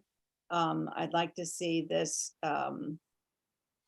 you know, I don't mind working on this in you know, take its cue from the historic smaller buildings and renovate from there, but I wouldn't want to see it, those two masses moved off. Thank you. Okay. Abby, thank you. Val. Well, initially I was thinking, you know, we have this history of moving buildings around here, so I was just happy it was gonna get reused. I guess I would say if this happens, that whatever comes in to inevitably replace it looks primarily as much like this as it can.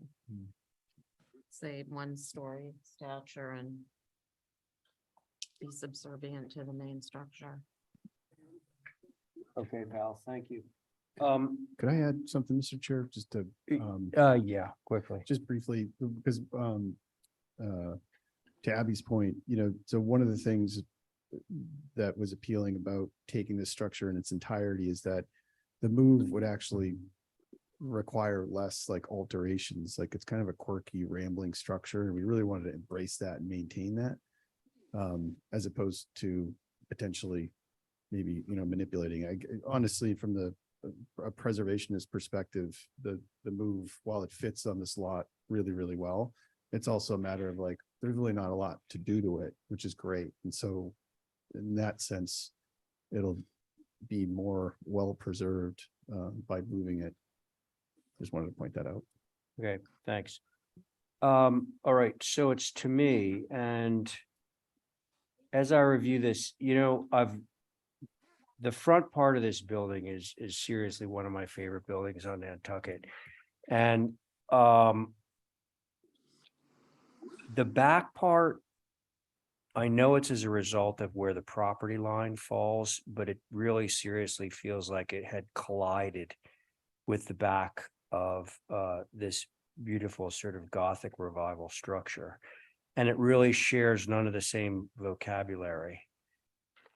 And then when I see this sort of standalone piece where I actually get to see it rather than just a portion of it as I look back along the edge of the side of the Gothic revival front, it actually gets to be a really sort of very charming building on its own, you know, standalone, very kind of funky Nantucket shack kind of look that I never associated with this building that I've seen 1,000 times because it's always been sort of obscured by the front. No, you can see it from the road. Absolutely. There's a big parking lot there. But it sort of angles back and, you know, I always sort of viewed it as kind of a awkward but necessary appendage given the configuration of the property line there. So I think all things considered, I like the fact this is now able to become a little cottage, a standalone cottage. And the Greek revival can sort of stand on its own. Hopefully, if anything happens to that, it will be more appropriate and more sort of harmonious than the. Abby has her hand raised. Oh, well, I've sort of finished. So Abby, you were about to say something. Go ahead. Yes, so I was thinking, maybe more importantly, to take a look at what would be proposed how Matt sort of envisioned the back of this rather than,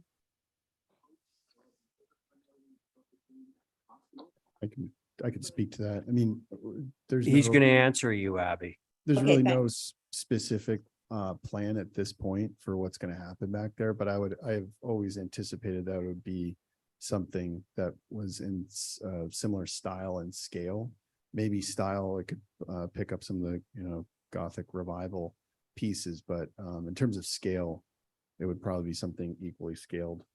But there's nothing on paper at this point. Really wanted to. I think that would be an important part of this project. I don't know what other people think, but What Matt is saying is he has no plans for the back right now, well, right? Correct. I mean, I'm- yeah, okay. All right, folks, there we are. Let's see, we should probably, now that we've all expressed our opinions, go back to North Water and the move. What would we like to do with this? I'll make a motion. Okay, Motion is to approve move or reuse at 23 Mattocket. okay. You know what just occurred to me? Sorry to, Mhm. do we have any information on like when this is removed, what's gonna happen to that little leftover back piece? You know what I mean? You're kind of pulling a corner off of the building. We're proposed to square it off, actually. It's got that. Well, like, but I mean fenestration or whatever. I think that's where the French doors are. Oh, you're talking about No, floor north? no, I'm talking about the North Water. Oh, You know, what we don't know right. in approving this is what the backside of that building is gonna look like without this appendage. I could certainly show you what that would look like. Yeah. You know Thought what I I'm saw, saying? I know, I know exactly what you're saying. I thought I saw something, but I obviously Have you didn't. done anything on that? We do, but we did not submit it just because you're detaching it. There's no windows or doors there that were existing. Well, Okay, I'm No, gonna okay. modify my motion okay, thank you. to add that, how do we want to do this? Yeah, it's tough. The enclosure and fenestration of the opening under a separate permit. Separate application, under a separate COA. Because ultimately, just to discuss my own motion, he's not gonna move forward with this until he gets an approval, because he can't close his building in. So to just, we get this off the table. It's subject to a separate application to close out that wall and do the fenestration. Or we can just hold off on a motion and we can deal with it all at once. Let's hold off on a motion, do it all at once. I'm happy to supplement the application to show. Because, you know, for do North it, Water are you without gonna that. keep the exterior second floor stair? Yeah. No. We don't know the answer to any of that. So the motion is revised to hold for additional information In the form of a drawing. with or two. 23 Mattocket to track. Got it. We can provide Okay, that. so there it is. Stephen has made two motions, or one motion to cover both applications, which is basically more information on both, or more information on North Water, Mattocket to track. On that motion, Val, Aye. Diane, Aye. Abby, aye. Stephen, Aye. I'm in favor. Thank you all. Good catch, Mr. Chair. I was looking at like, well, so what's gonna be in the place of that stair? Okay, now we're moving, oh, Mirka, it's your turn. 69 Monomoy. Can I ask a question? Is Carrie gone? Okay. Okay. So,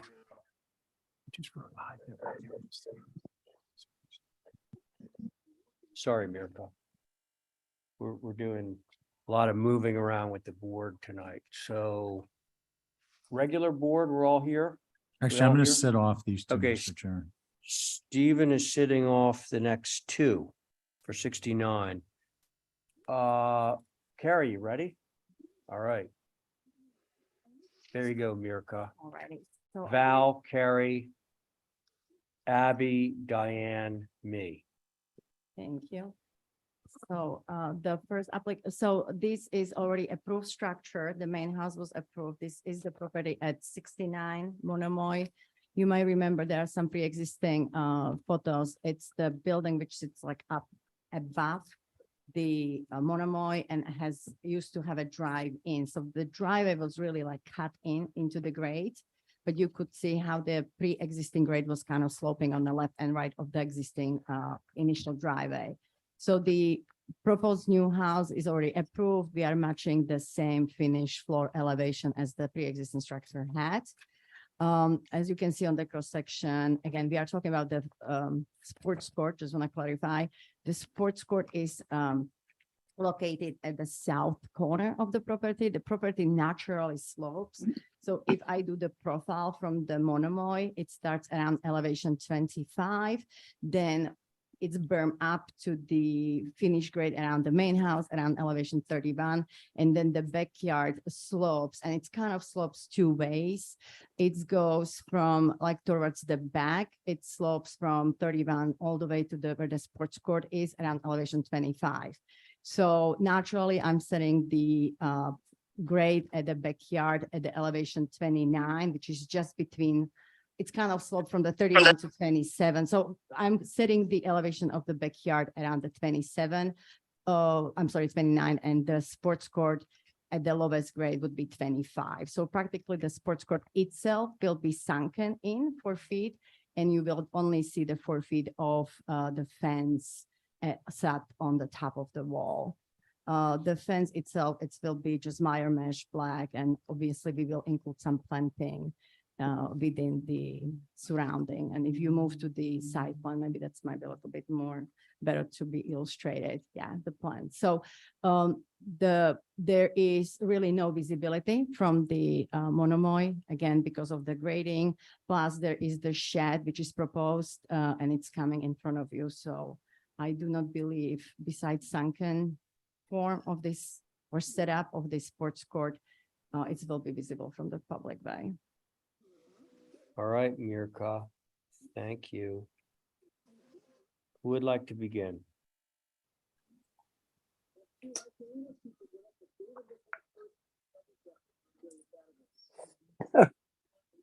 Was that you, Diane? Yeah, but I don't want to begin.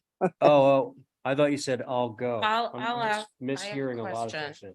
things. Val, I see that it's sunken down, which is a good idea. Is there steps going down to it? Yes, as you can see, there is the, on the two sides, there are steps. If you look at the middle of the sports court, yeah, there is so there is one set of stairs between the bocce, and unfortunately, you are guys reviewing the bocce submission, which was already approved on a consent list. But yeah, there is a set of stairs on that lower left corner. And if we can move a little bit, Jonathan, show the full sports court. We are showing sports court, sorry, not the bocce. That should be actually this. So the steps are in the middle of it. So you can see two exits, exactly. So on the top and on the side. And retaining is only on the two sides because the grade slopes down at this point. I don't know. okay, good. Yeah, I just think it's a lot for the site, but I think it's crazy. I'll go. Now I'll go. I think you just did. Okay, so let me make sure that Val wasn't going to continue first. Were you going to continue? that was just one of my questions. We're only, if I'm correct, looking at this court, correct? Yes, sports court at the lower end, yeah. And then all this other stuff is already approved? The bocce court was approved last meeting on the consent list, and the pool will be right after this, pool and hardscape. So, yeah, so we are reviewing the sports court right now. It's just hard to sort of, I don't know, I'm seeing like deck, patio, deck, know. patio, deck, Well, it's the patio. whole proposal, like you're seeing Right. everything. So Okay, we try to separate for the building permit purposes, each structure is a separate submission. So the pool, sports court, and then bocce. but the decks in between. That's, Right. it could be, they're all at grade. So pool is set if you just, the pool and decking, everything is set at grade, and I will be happy to talk about it more at the next presentation. And or I can touch base on it now, so it makes. No, it's okay. Look, just for the sake of clarity on this application and the next one for that matter. If we're talking about the bocce court or the Yeah, no. sport court, whatever we're calling it, not bocce, Sports court. sport court. We're only talking about that, Yeah. all right? That's all we're gonna be voting on and approving or whatever, Okay, okay? well, that's what I wasn't sure, so Okay. thank you. And what is the setback from the side and the rear property line? 10 feet. And they're at it. Yeah, yes. They are at the 10 Right, feet. right. It's pretty heavily vegetated, the pre-existing, and we will maintain that. Val? Anything else on this? Oh, like really? I can't hear Val. Are you turned off? Because I wasn't speaking anymore. Sorry. No, now that I know, we're just looking at this one thing, that's all I'm gonna focus on. I thought it was all the hardscape together. Okay. Harry, I know this isn't our purview, but I think we're gonna get slammed by neighbors with pickle courts. I just think it's not a conducive court for a neighborhood. I'm very familiar with how they sound, and I think a 10-foot buffer is not enough. I think you have to, I don't know what you have to do. I appreciate that you sunk it down, but I just think these courts are gonna need a lot more buffer than that. okay, Carrie, all. thank you. Abby? Yeah, that would be my point of view as well. I didn't want to say it, but it's sort of overly, there's a lot of agenda on this, and I think this is the final thing that just pushes it over the top. So I would be not in favor. Okay, thank Thank you, you. Diane. Two things. If you look at the plan where I believe Val brought it up and we're not handling it because we're only handling the pickleball court. We ought not to be just handling the pickleball court. It's like putting a floating candle in the middle of an ocean. It's all part of what's up there. I don't know what that blue thing is on across from where the proposed pool is. Is that a spar that's separate from the thing? I think we have to look at something like this in its entirety. I think the sports court, pickleball court, whatever you want to call it, is inappropriate where it is. I think, so if that's all we're looking at, that's what I got. I don't know what those lines are between the patio to the top left and the deck in between the pool and those lines. I don't know what they are. But I don't think this is the way to look at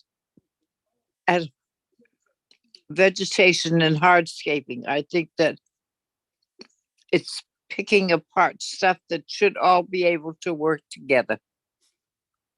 So that's what I gotta say. Okay. Diane, thank you.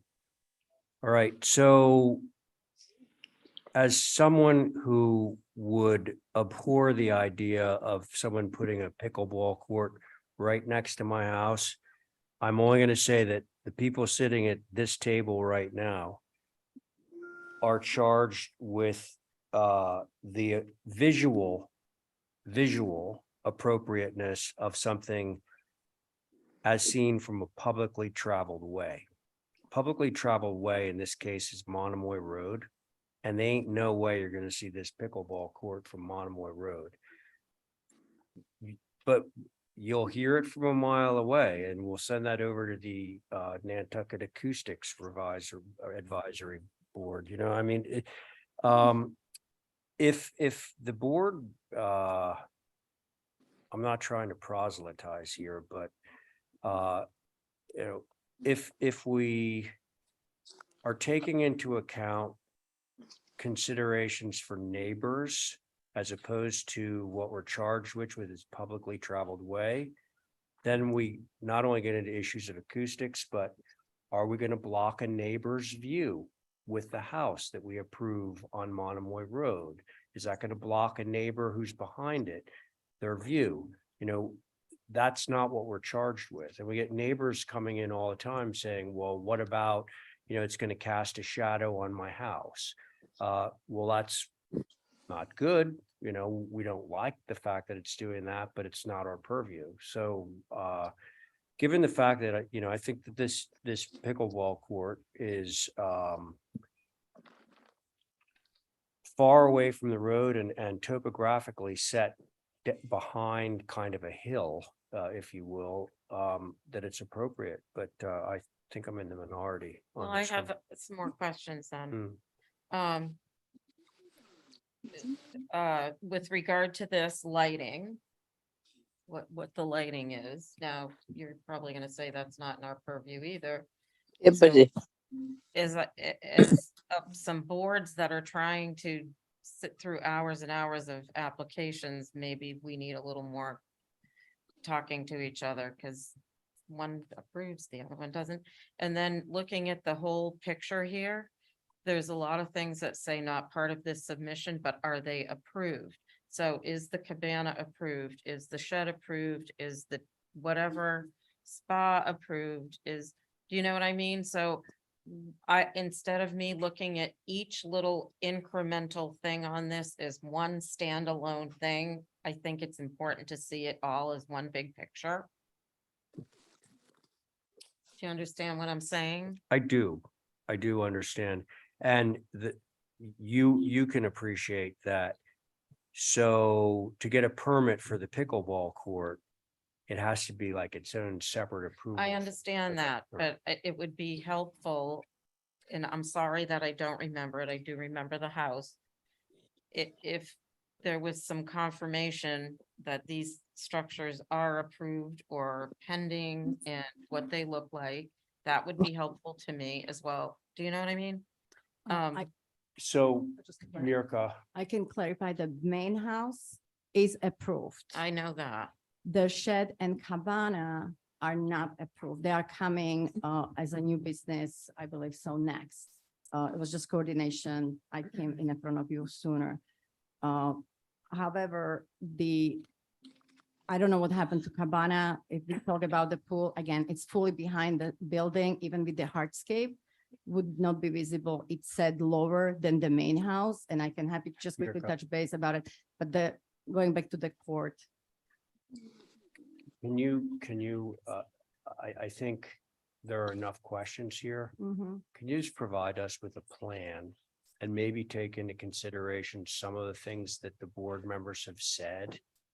I would like just clarify what kind of plan I can provide beside the one I am showing you and clearly specifying what is not approved and what is approved. The budget got approved on the consent. Well, you can go ahead and do that, but you don't have enough votes to get. your- I understand. I just, if we talk about the visibility, it's not going to be visible, and I just feel a little frustrated, obviously, because I don't know which fight I'm fighting. I understand where. Well, you're it's a coming little frustrating for us Yeah. too, because, it's not just you. Yeah, I understand. We are always looking at stuff piecemeal, and that becomes problematic. What would be, and just wanna help, I guess, so I can help you, if you help me to understand what would be the best format you would like me to present the plan? Because its whole plan is there. Okay, I just don't know. you what's the- need to present the pieces for the reason I just said, which is you're gonna need to file separate permits for the pool and the court. Okay, so we get that part. So they're separate applications, but on all of them, it should say, you know, like already approved, pending approval, part of this application, not part of this application, so that we understand the status of everything on the site, because we honestly can't keep track. Well, as I said, only main house is approved on the bachelor, Okay. so would you prefer? All right, so that's relatively simple, but your more formidable hurdle is you have three people that are opposed to the location of the pickleball court as shown. Would you mind to look at the pool and if we can just hold this for now, or I'm just like, there's no Uh, even the pool. Okay, all right, well, let's give it a try. I mean, okay, so can somebody move the pickleball hold for more information and possible revisions? I'll move that. All right, thanks, Diane. On that motion, Abby, Aye. great, Carrie, Aye. great, Val, Aye. Diane on your motion? Could I add in one other thought, please? Yeah, Is one of the things that we, the HCC, is charged with, is to make something fit into the neighborhood. Which sort of at least implies to me that if something is architectural or is absolutely correct following one set of rules and is not correct following another set of rules, which bunch of rules do you take? The particular piece of property that we are considering at this point is in a part of Monomoy Road that is very relaxed and rural. It is not like Eel Point Road.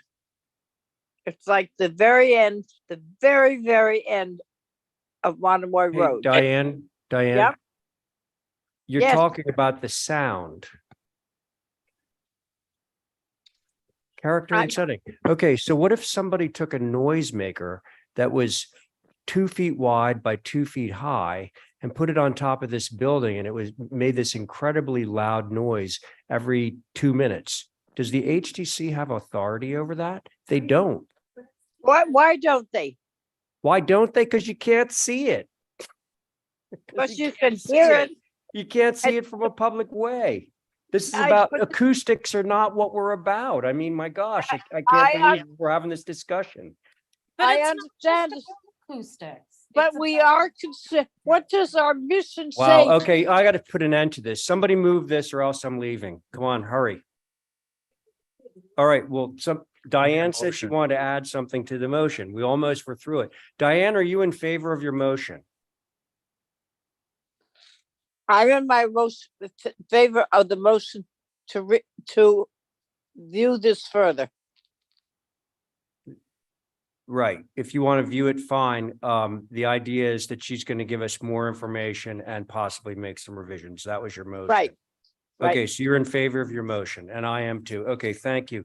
Now let's go to the pool. That should be some more fun. No, No? people make noise in pools. Oh, yeah, that's right. All right, This, I'm this, done. this is, I'm calling this it a is, night. this is a pool for people that can't talk or splash. This is insulting to us.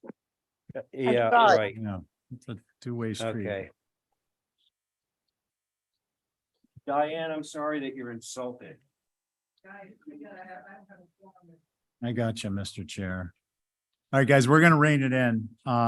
We've got 6 Candle House Lane, reissue garage and studio. Can we pull that up? We're not, because it doesn't make sense at this point. Mirka, you're in accordance. Yeah, I'm with you. All right, let's start on a fresh leg. Can we pull up the 6 Candle House, please? We got a bunch of these to do. I'd like to get through.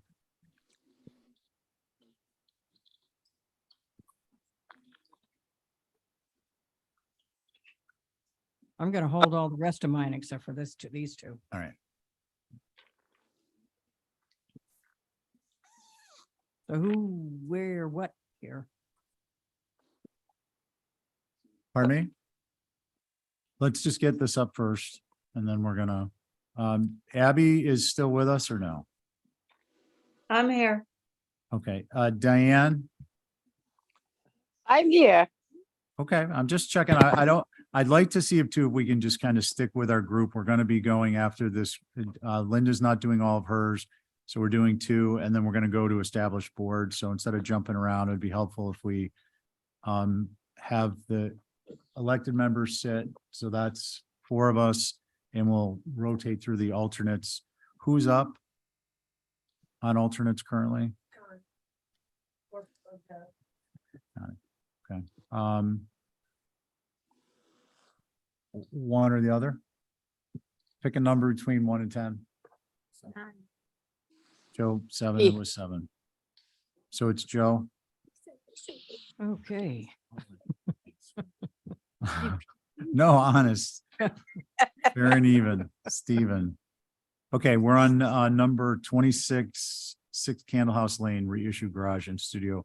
Linda, why don't you take it from the top, be brief? Very brief. This was approved, substantial renovation to this garage, change into a garage on the first floor, studio on the second floor, not a dwelling unit in 2017. It expired. And when I had a long discussion with Holly, who can back this up, we have to reapply because now the property owners have enough money to do what they wanted to do. Nathan McMullen had put it in and he put it in, the amount of changes that you guys allowed to the structure pretty much demolishes the structure. And when we brought it back in, I talked to Holly about this situation when sometimes the HDC approves so many changes that basically the whole building is coming down. So she asked me to split it into 2, demolition of the structure and reconstruction exactly as it was originally approved. It didn't appear until 1949 on the aerials. And it's been remained pretty much unchanged. There's a shop in the basement. It's got a very substantial foundation. Where another problem occurred is that it had to go to the ZBA because of the setbacks. And the ZBA permit also expired. So I have to redo this anyway because it needs to be tagged to the correct COAs. And the HDs in the ZBA didn't really address whether it was coming down and going back up. What they did address is that the foundation would remain because the foundation is what's tagging it on the setback. So we're back to exactly what we got before, but just to clarify it here. And then I'm also back at the ZBA in October to clarify the decision so the 2 actually track each other. I can't do one without the other. Okay. That's basically where we are. Thank you. So before we get into comments and stuff, and this is, I can see us going into a hurry up and get stuck in the mud because if I understood you correctly, Linda, this is a application that's been split into because the renovation aspect was so great that it's actually a demolition. Yeah. So we really should look at the demo garage first. So because that's what is going to come up in conversation. And then we'll go to this structure, keeping in mind this was already approved. Okay, So I'll defer to Holly for the rest of that. so will you guys pull up 6 Candlehouse demo garage, please? It's up there. All right, Holly, why don't we go right to comments? Thank you, Mr. Chair. So this is a contributing garage. It's actually indicated on a 1949 Sanborn map. And really and truly, obviously, it would be nice for it to be moved if it was salvageable.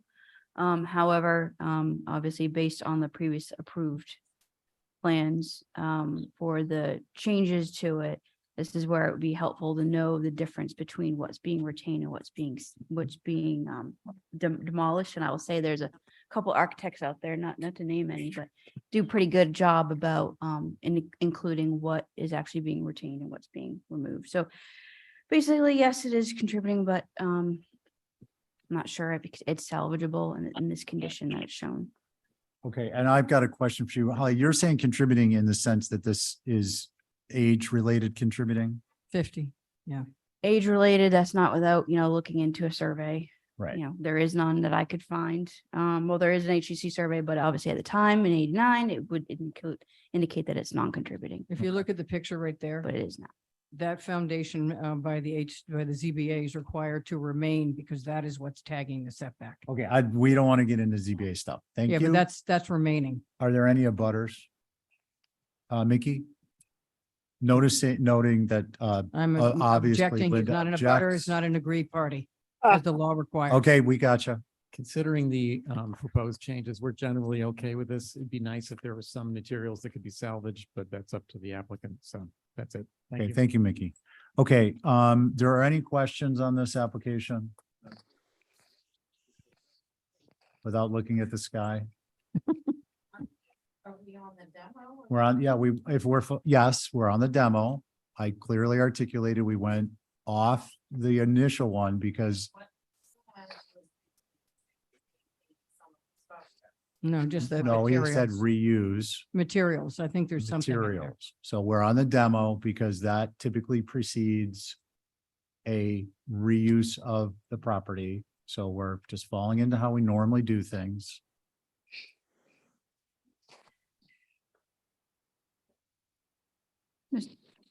Any other questions? Yeah. You'll have an opportunity to make your comments then. Holly? Thank you. I just wanted to mention, I didn't see any as-built with the previous plan showing this existing garage, noting that it's, about over 70 years old. Okay. I Although think it's the not a as-bills drawing. are in Nathan's, I think they're in the file. All right, no on the crosstalk, please. I don't want to go there. It's Oh, they're there late. in the file. Linda, stop. Thank you. We'll clean that up when you get a chance to speak when we finish. Thank you. Who would like to begin with comments? I can start. If you Thank you, want. Abby. Okay, Abby Camp. I'm okay with this. The foundation sounds like it's gonna stay in place for the, keep that place on the site and, I sort of wish we had a picture of the main house though for the next part of this, but for the demo, I think I'm okay with this. Thank We're you. not removing the main house. It's 1987. Linda, No, stop. I Just wasn't clarifying. asking, I was Stop. asking for the. Turn off the mic. Okay, enough of the peanut gallery. I'm Abby, done. can you? Thank you. Go ahead. Okay. Diane? I would like to have further information and what is actually being proposed to us in the whole area.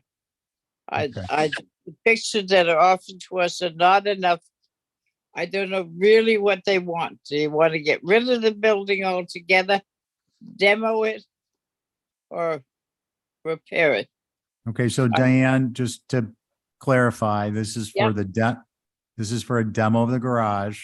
Right. And what will replace it is the next application. Yeah, that's what I thought.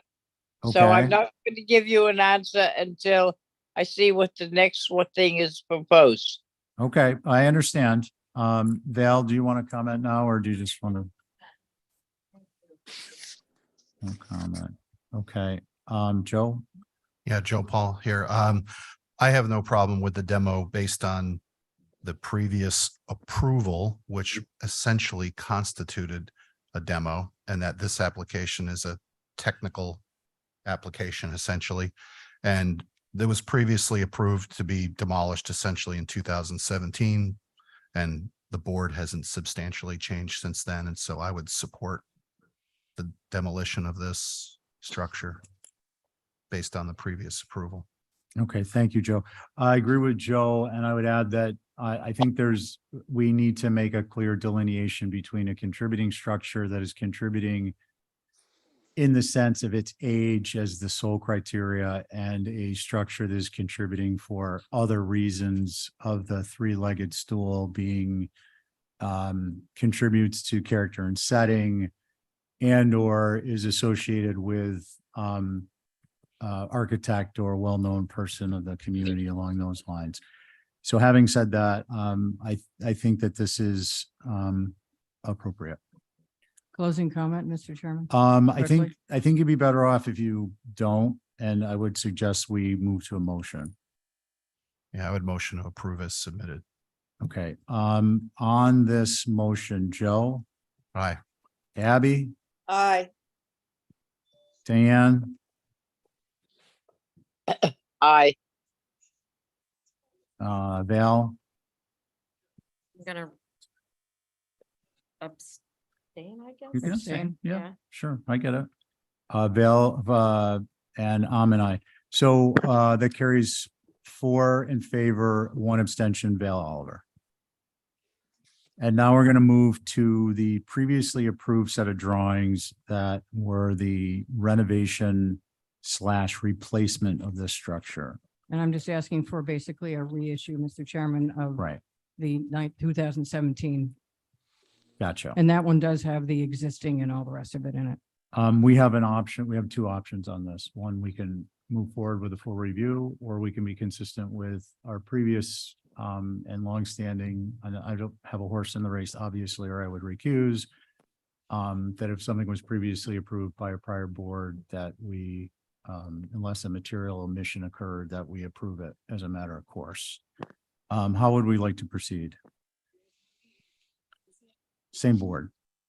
Well, I agree with that thinking, and it makes sense, especially an application that's as recent as 2017. So I would support approval as submitted. Is there anyone who requests that we do a full review? I would not approve something that was done 6 years ago. I'm sorry. Okay, I would, sorry, Mr. Chair. Abby, go ahead, Abby. Okay, I would I have some minor things I would like to say about this design, so minor, but so I would not want to just carte blanche.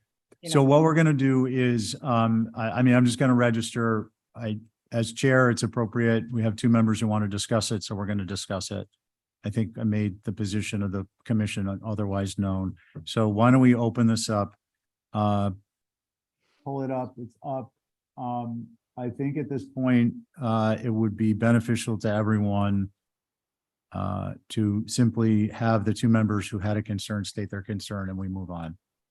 I don't have So- anything to add to this except that it was approved. I understand. And there it is. I'm not Abby? asking for changes. Abby? My concern was, if I just want to also have a question on the north elevation. Are those 2 garage doors? Yes. Are those the Yes. 2? And does that have like a shed roof over that? Or I don't understand quite what that blank space is over the garage If you doors. go to the next elevation, you should be able to see it. I think that shingle hatch pattern got stopped by the floor line, and Yeah. it makes it look like a pen Yeah, roof. no roof over that, no shed Yeah. roof over that, Abby, as shown. It's a Okay, really good question. my only concern is the amount of space on either side of the garage doors. It's just looks like a corner board. And I think it would be a better design with a little bit more room on either side. It looks very tight and. It has to be. Linda, I Ground cover. really want to get through this evening without Okay. any more. Well, we eyes can't shut. change the footprint. Stop, please. So, Stop. Abby, please proceed. Okay, thank you. Also, the question would be, is there a trellis under the staircase or is that open? That's directed to you. I don't know. Go to the other elevation. It is what it is. Well, can It's we not zoom in on the visible. note, please, here. It's not visible. It's on the backside of the structure. Linda, I am going to give you one think- last chance to hold your tongue, please, or think we're there's going to storage under discontinue this hearing. It looks like it's vertical board you hear me? storage. I'm answering her question. I understand, but this is it. Vertical board storage. Okay, so it'll be vertical board cladding. Got it. Thank you. Okay. Any other questions, Abby? No, and those are my Okay. thoughts. Thank you. Thank you. Diane, you have the floor. It's exclusively yours. In the same area. uh, The, the things that we approve now have changed. The heaviness of an area in 6 years ago was different from now. The board is different. There's no reason why. Diane, if you It's could not please different. just comment on your concerns. We've established that we're I'm reviewing concerned this. about the amount of in the garage on the or south elevation, excuse me. I would like to see it reconsidered. The south. Okay, thank you, Diane. Are there anyone else with concerns? Again, the board is Abby, Diane, Val, me, and Joe. Okay, Can I say one thing? yeah, To Abby's comment about the garage doors and the lack of shingles on either side. I don't disagree, but if you look at the before and after elevation, I think the applicant's trying to keep the doors as it faces the street to be the same as what's existing. And I can't change the footprint. Linda. Yeah. So I think the existing garage has oversized doors that go to the corner boards, and I don't disagree with Abby, but I'm okay with it because that's how they exist now. Okay, thank you, Joe. My comments are, I agree with Joe. I don't disagree with Abby or Diane's concern, but it literally replicates the existing condition with respect to the relationship of the doors to the corner boards and to the lack of shingles. Do we have a motion? What do you want on as a motion? Given, it depends on where you fall on Joe. acknowledging the door with lack of shingles are actually a replication of the existing situation. Then I would say you're on board with a motion to approve as previously approved. I'll Joe. make that motion. Okay, so Val, on your motion, Aye. let's see, Joe, Aye. Abby, I'm an I. okay, Diane, No. you're a no, and I'm an aye. So that is 4 in favor. Diane, for the record, is a no. Thank you. All right, you guys, thank you. It was a tough one. I'm a little holding bit the early. Swift Rock. Okay, so we're gonna hold Swift Rock. We've got 10 minutes. Ray is not here. Or do we have representation? Yes, we have representation for 32 Union Street. What I need to know, I'm not on this, Diane is chairing. And there are no alternates, so you would have a 4-person board. You're good with that? Yeah. Yep. Okay. Diane, this one's you.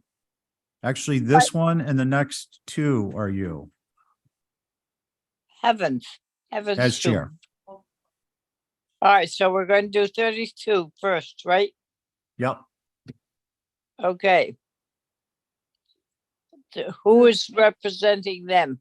It's 32. me, Diane, it's Carrie. Hi, Carrie. Hi, so the last time this was heard, we had a double layering of fences.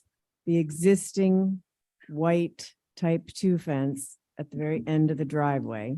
And then we were adding a second fence, a 4-foot solid board fence and gate and arbor. And then the perimeter fence around the backyard. We've taken away that second layer facing Union Street. And now we're going to just keep the fence that is there and just add an arbor and a gate under that arbor. Back there. So that's the change. Remember just to give people an idea of what building this is, he was an artist. Do you remember? He had beautiful hydrangeas that were there in the summertime, fantastic. And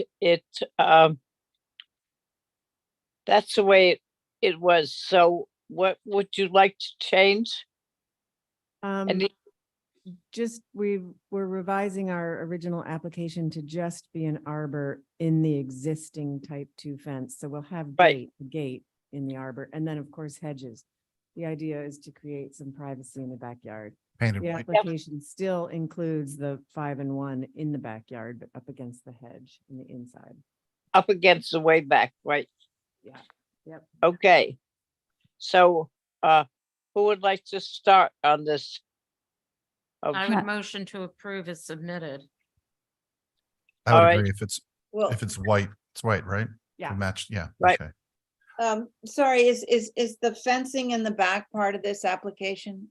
Yes. Okay. Could I ask a question then through you, Madam Chair? Certainly. You proposed a 5 and 1 natural to weather fence where it's red. Yes, and that is actually 2 feet down from the street level.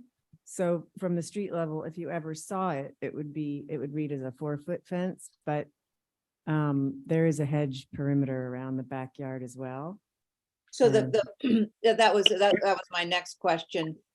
Is the hedge on the neighbor's side? Yes. Yes, okay, very good, very good. Thank you for those answers. Okay. Anybody else would like to comment, ask questions? Madam Chair, this is Holly. Holly, do you have anything that you would like to say? I appreciate the changes. They're appropriate. Thank you. Thank you. All right, so can we come up with a motion of what anybody feels? Motion to approve as submitted. Very good. So Stephen? Not on this, Madam Chair. Oh. Val? Aye. All right, and Connie, And Abby. Joe, Aye. Connie, Aye. and I'm an I also. So that should be 5, all of us. Okay, I'm an I as well. Thank you. Okay. Abby. Oh, sorry, Abby. Sorry, it's been a long, long day. No. Just for the Abby's not on it. Oops. So what is the next one that's coming up? 12 Gay Street, your board is you, Abby, Val, Connie, and Joe. Okay. So let's see that next application up on the board.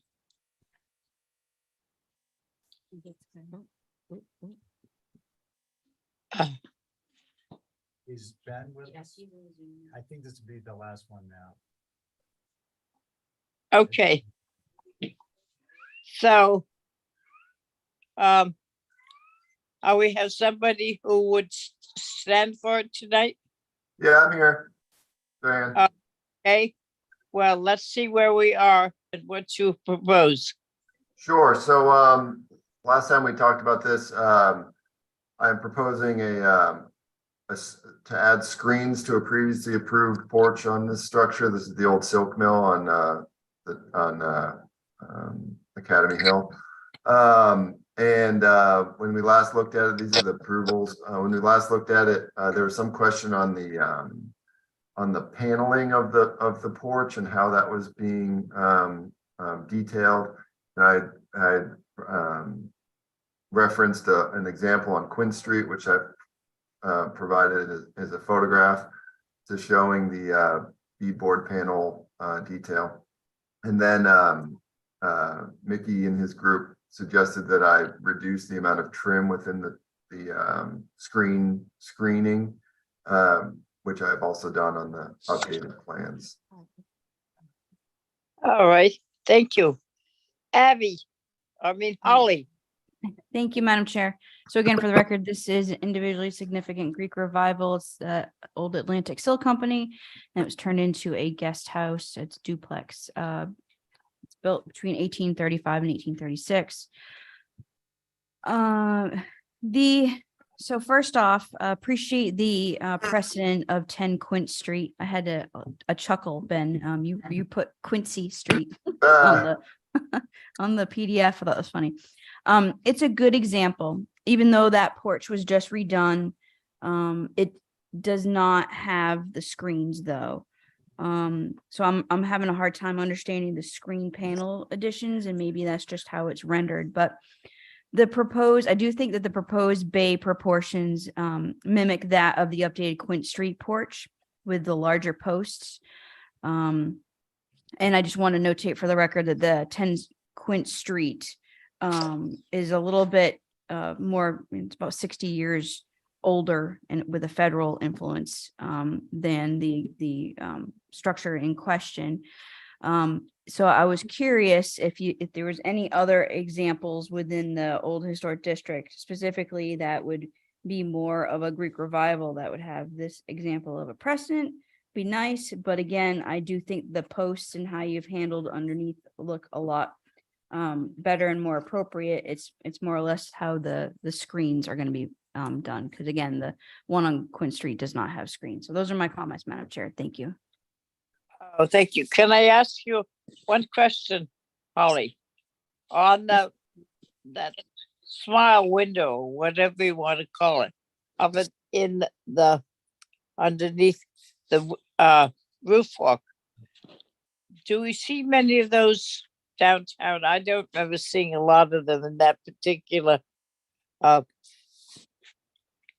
confirmation, but it is existing on the house. I was just curious. I was trying to find out about it earlier and could not.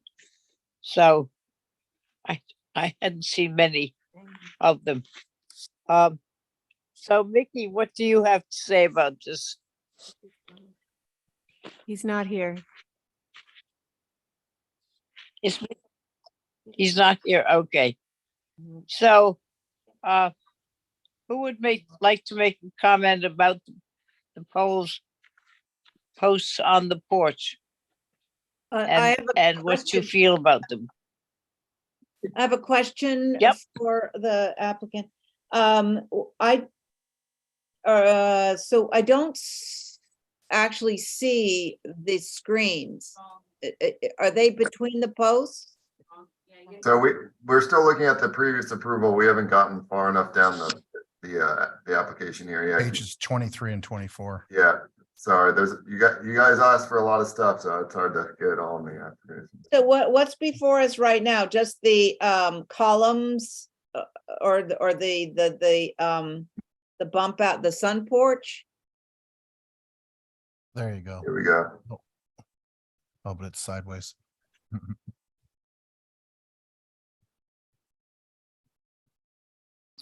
It seems to me the porch itself, whether it's got screens or not, it says previous approval, and what we want to have as a porch, whether you want screens in there or you want to have them open with just a post and a porch with what you see are the windows against the house. I believe that's what we're talking about. Is that not true, Holly? It was my understanding, it was approved as an open porch with columns, and Ben reviewed it last time, and we asked him to explore putting panels below the screens if he was going to screen this in. And so he came back with the screened in porch with these panels and then a precedent image from Quint Street. So that's it. Right. I think he, okay. Yeah, there's a lot of information here for. Thank you. That makes, that seems to be pretty good. So would somebody like to start the comments? I would motion to Steve? approve it as submitted. I'm not actually on this one, Madam Chair. Okay, so Val, you want to make the motion to approve? Yeah. Okay, Abby, do you go along with that? Yep, I just found it. I was only looking at the previous. I like it either way, screened or open, so I'm easy. Thank you. All right, and who else is on it? Is Joe on it? Yeah, I'm on it, and I support Val's motion, and don't run away, but the only thing that's driving me nuts is on the west elevation below the porch, those vertical boards, the two center ones aren't lining up with the columns up above. Oh, yeah. Oh, I see that too. Yeah. I don't like that either. Slide those things in and I support the approval. Yeah, I agree. Okay, well, who wants to make a motion? Who would like to make a motion and slide those poles in under the other ones? I'll Yeah. amend my motion to approve through staff with the posts below the porch deck to line up with the posts above. Oh, sounds good to me. So Joe, Aye. Abby, Aye. Val, Aye. and me, I'm the last one, I would go for an aye. It's me too. So that Oh, and Connie. should approve. Connie, And Connie. thank you, Connie, sorry. That's okay. Thank you, Diane. We're gonna address one piece of business before we leave. Were there any Sure, but- concerns about the minutes of August 29th, 2023? No concern, any concerns on the minutes, August 29th, Bill? No, Okay, how about a motion to approve the minutes? motion to approve the. It'll minutes. be those who are here. Aye. For, I make a motion. okay, go ahead, Diane. Making a motion to approve. No, I was gonna make a motion Yeah, to go ahead. approve. Okay, so Diane, on your motion? So make, Diane? aye, Aye, okay, thank you. Val, Aye. Abby, Aye. Carrie? Joe? Aye. And I'll abstain. So that carries 4 in favor, 1 abstention. Can we have a John McLaughlin, please? Motion to adjourn. We're just gonna vote on those here. All in favor, say I aye. make a motion All- to adjourn. Okay. Joe's got it. Thanks, Dan. All in favor, say aye. Aye.